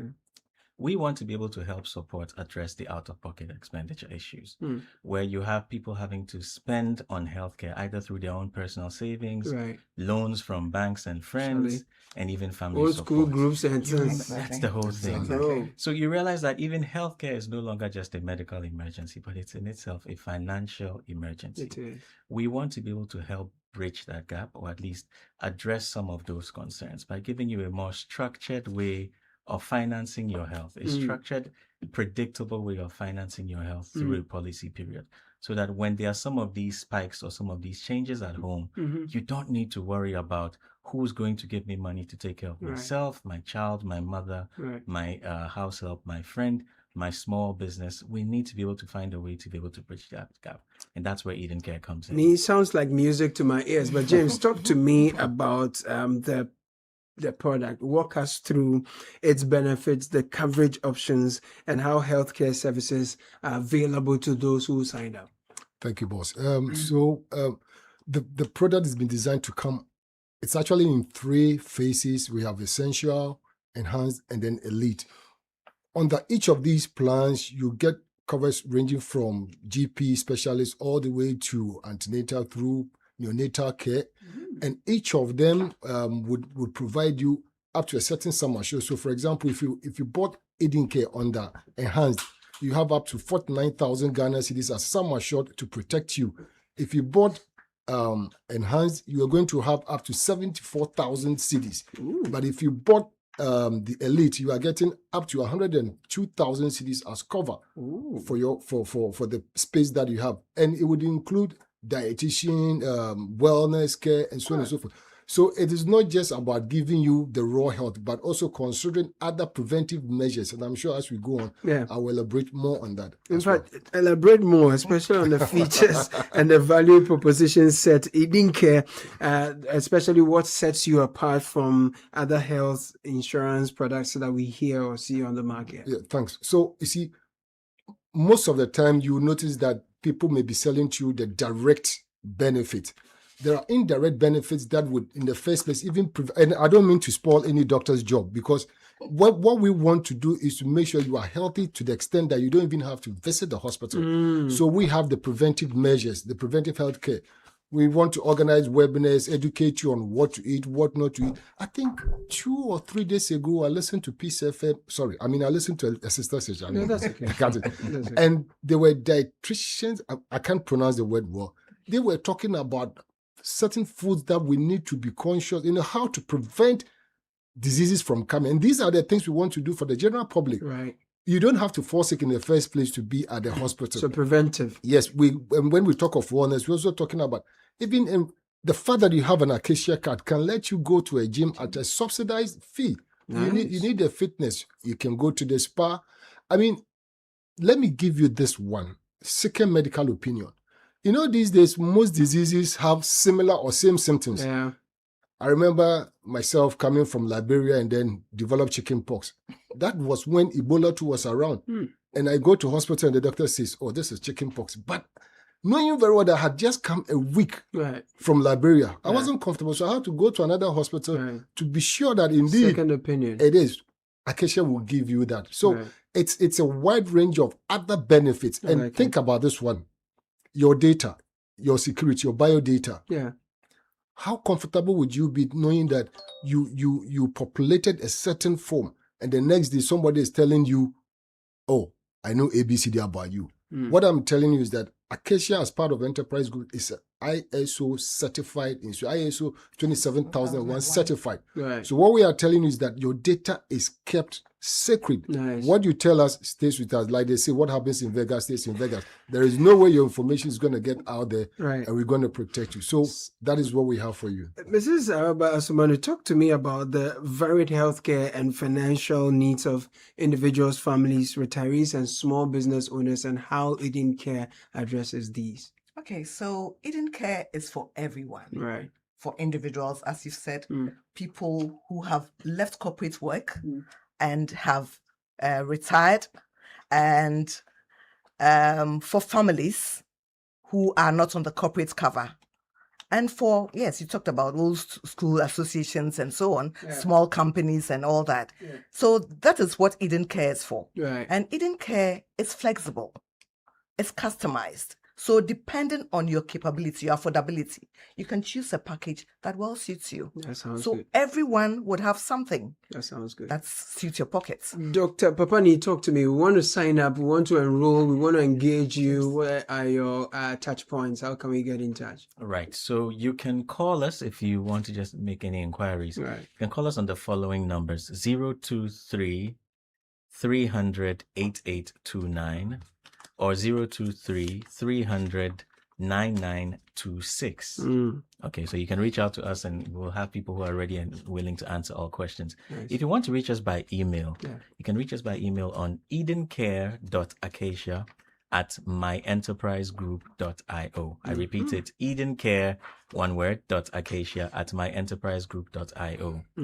If you're interested in seeing and getting a look at what we have to do, just go to myenterprisegroup.io/Acacia. Nice. And just get the access to the Acacia website. That's a good as well one. to get info. That's a good one. James, you want to have a final word?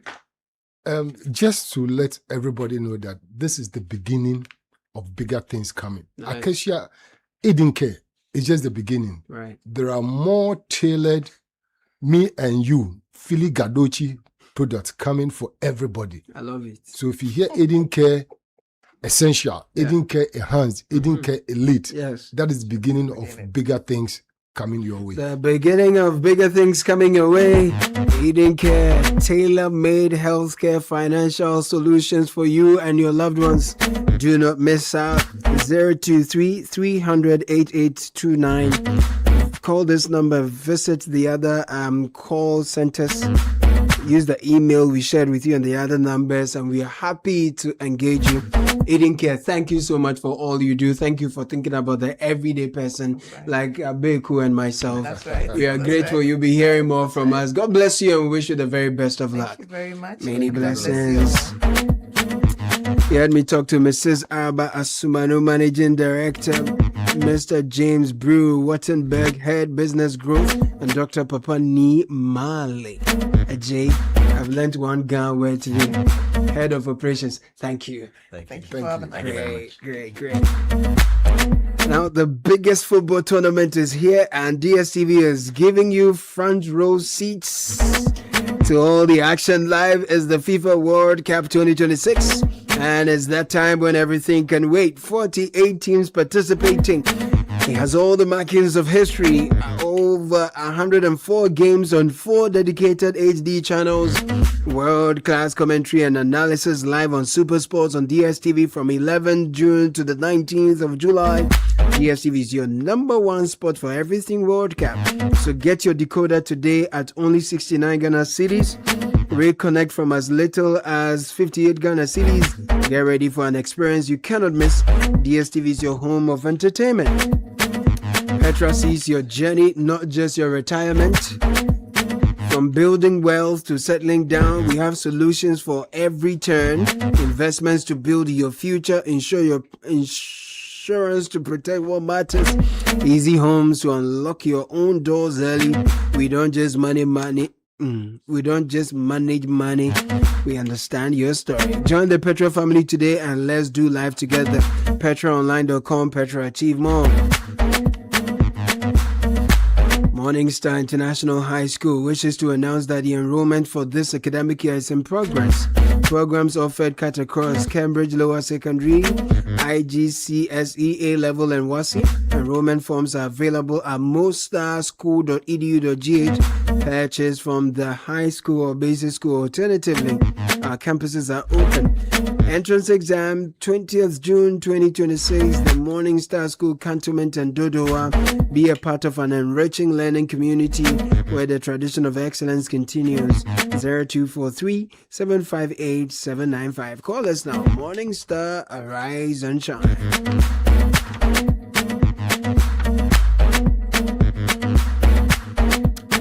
Mobile Money Fintech Limited invites all shareholders to its extraordinary general meeting, EGM, scheduled for Friday, June 12, 2026 at 11 a.m. The meeting will be held virtually via momofintechegm.com. Access to the meeting will be available from 10 a.m. GMT. Please note that the EGM will commence at 11 a.m. GMT. Shareholders must use their unique access codes, which have been shared via SMS and email to access the meeting. Access to the virtual meeting is free for all shareholders on the MTN network. For further participation or information, shareholders may contact info@csd.com.gh. Visit the EGM website at momofintechegm.com. We look forward to your participation in the EGM. Thank you. Happy birthday to the Chief Executive of the Volta River Authority, Engineer Edward Ekwo Obing Kenzo. Best wishes to you from the management and staff of VRA on your very special day. May the good Lord richly bless you and grant you great grace.